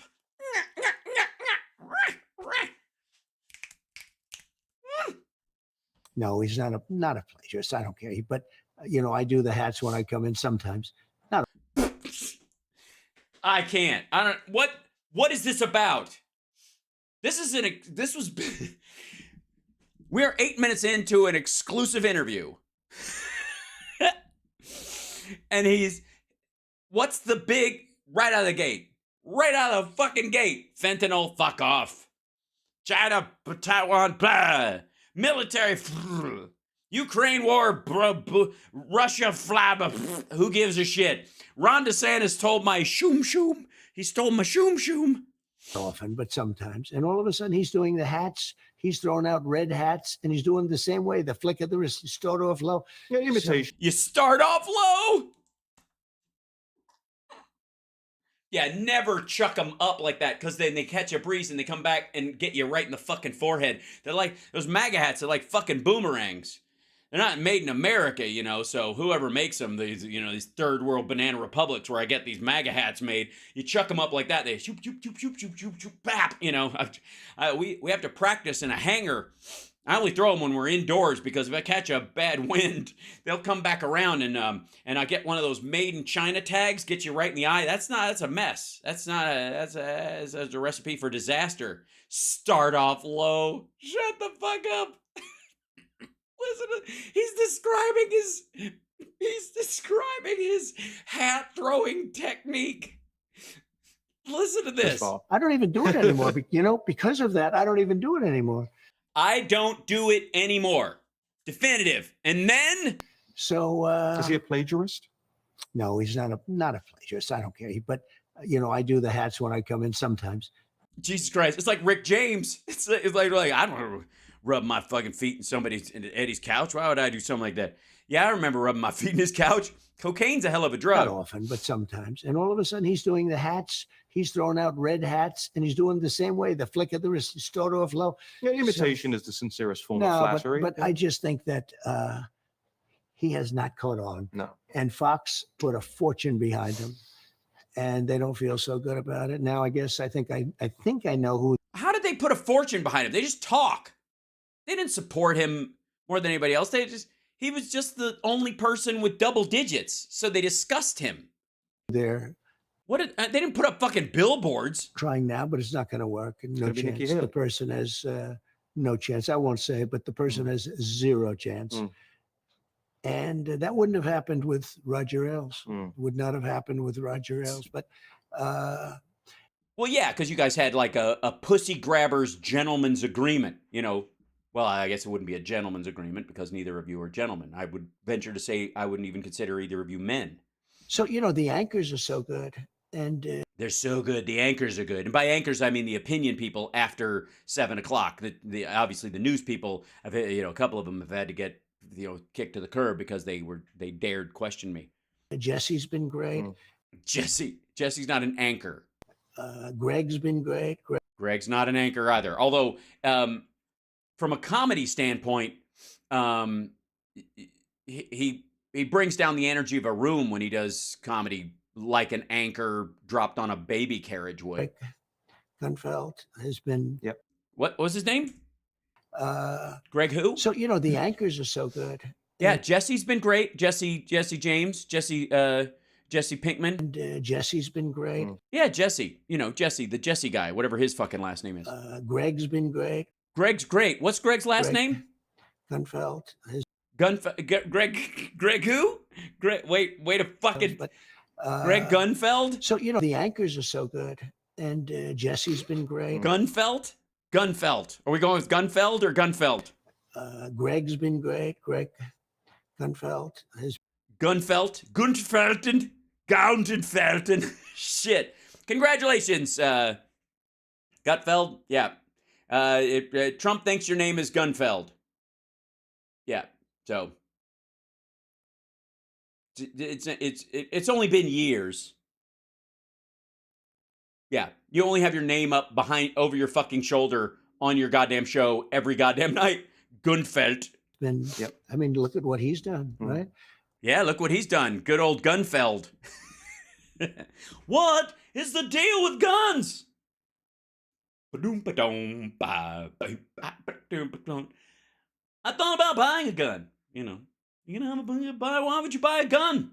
Because then you got to buy ammunition. I thought, why not get one of the original guns? The kind that the big stick and the wadding and everything, and it's so much work. And you're like, why would you do such a thing? You click it back and when your house is being invaded, you like wait until you see the whites of their eyes. I don't know. Chair. How's it going? They've all been good. They've all been good. Gunfeld, Jesse Jenkins. On Saturday, it's fantastic. Saturday. Oh yeah, nothing like Fox on Saturday.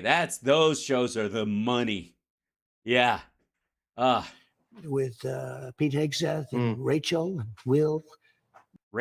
Will.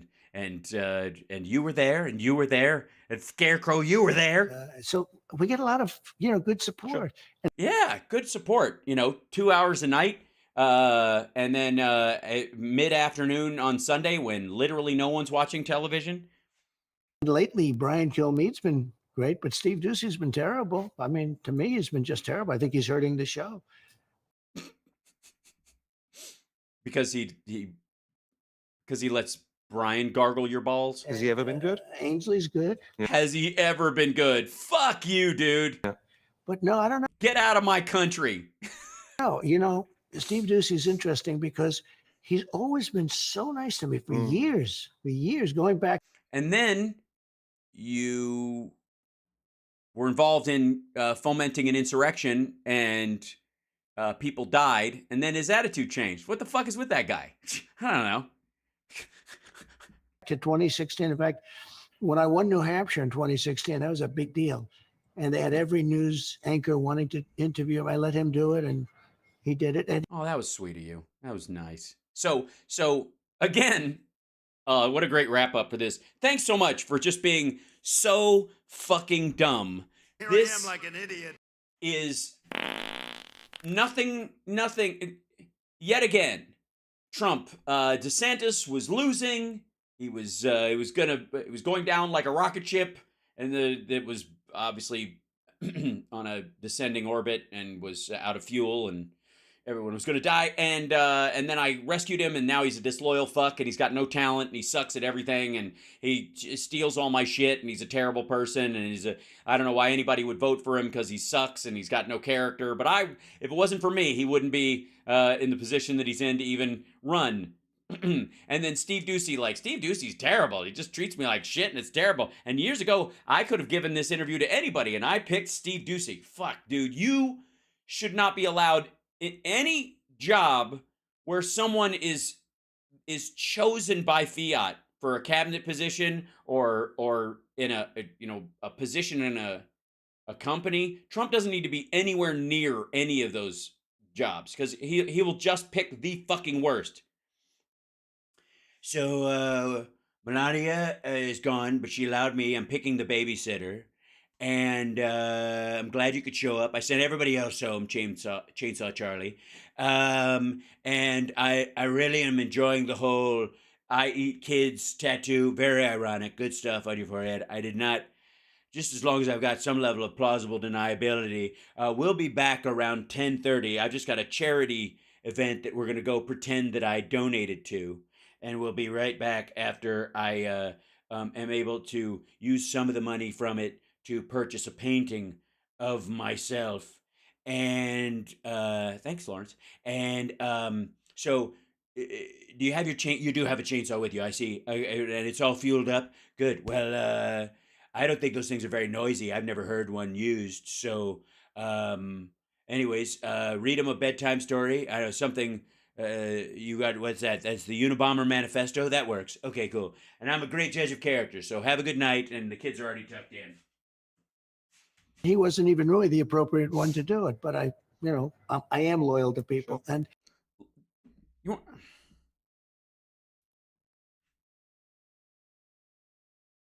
this is how we have. We're going to end it this way, because I got to go. And we'll be here for a fucking week. And it's the same shit over and over. But I think we've learned a valuable lesson. And I think one of the main lessons of tonight are that Donald Trump is a horrible judge of character because he has none himself. And he reflects onto other people. His attitude towards a human being is based entirely on how much of his bullshit they buy or are willing to eat in sandwich form. And the other thing is, fuck Seymour Hersh, who is a total fraud and steals the valor of actual reporters. And I think those for one show, I think we've chalked, we've ticked a couple of bucket list moments for the show as far as getting our point across. It's good. You guys are lovely, and I will see you in the morning for Hal Sparks Mornings Mega Worldwide, 9 a.m. Pacific time. Join me. We will. I think I'm. You laughed. You cried. It became a part of you. I don't know. If we have a guest tomorrow, we'll see. I'm sorry about the volume on some of these clips, because I don't know why the fuck they were that quiet. I need a booster on some of these things. How could I do it? I have an idea. I'll work on it. Because some of this shit's just going to be. C-SPAN's especially bad, because you can't do anything about it. It's just maxed out. So just it's just little old me tomorrow for Friday AI. A lot of AI stuff that's happening, and it's going to have a huge effect on stuff. And we will also be talking China, and I don't know how much more right I can be about this shit. Like, can you guys at least say, chat room, on our way out the door, can I at least hear from you guys when you see news about China, Evergrande? They just arrested the head of Evergrande, the big real estate company there. He might get the death penalty, because that's what you want. You just want to murder some dude who was doing what the CCP was making him do.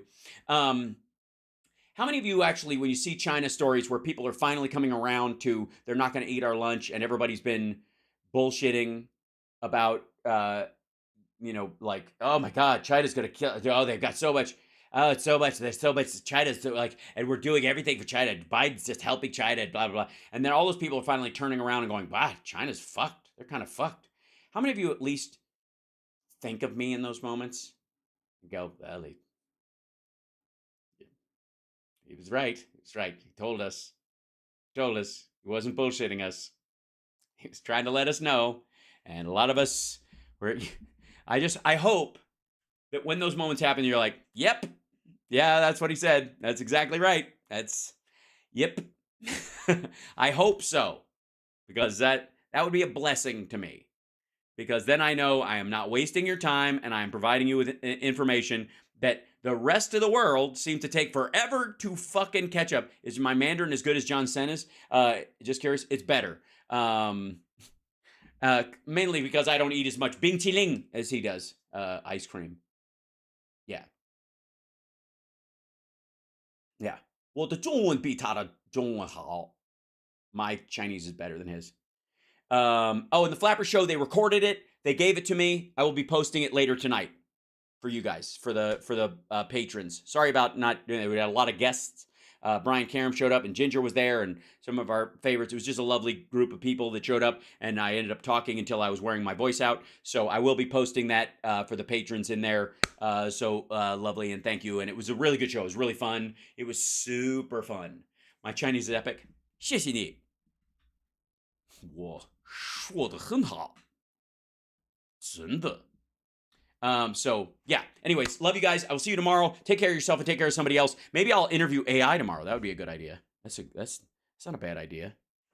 See if you get one of those talking AIs and then maybe they could be my guest. That'd be fucking weird.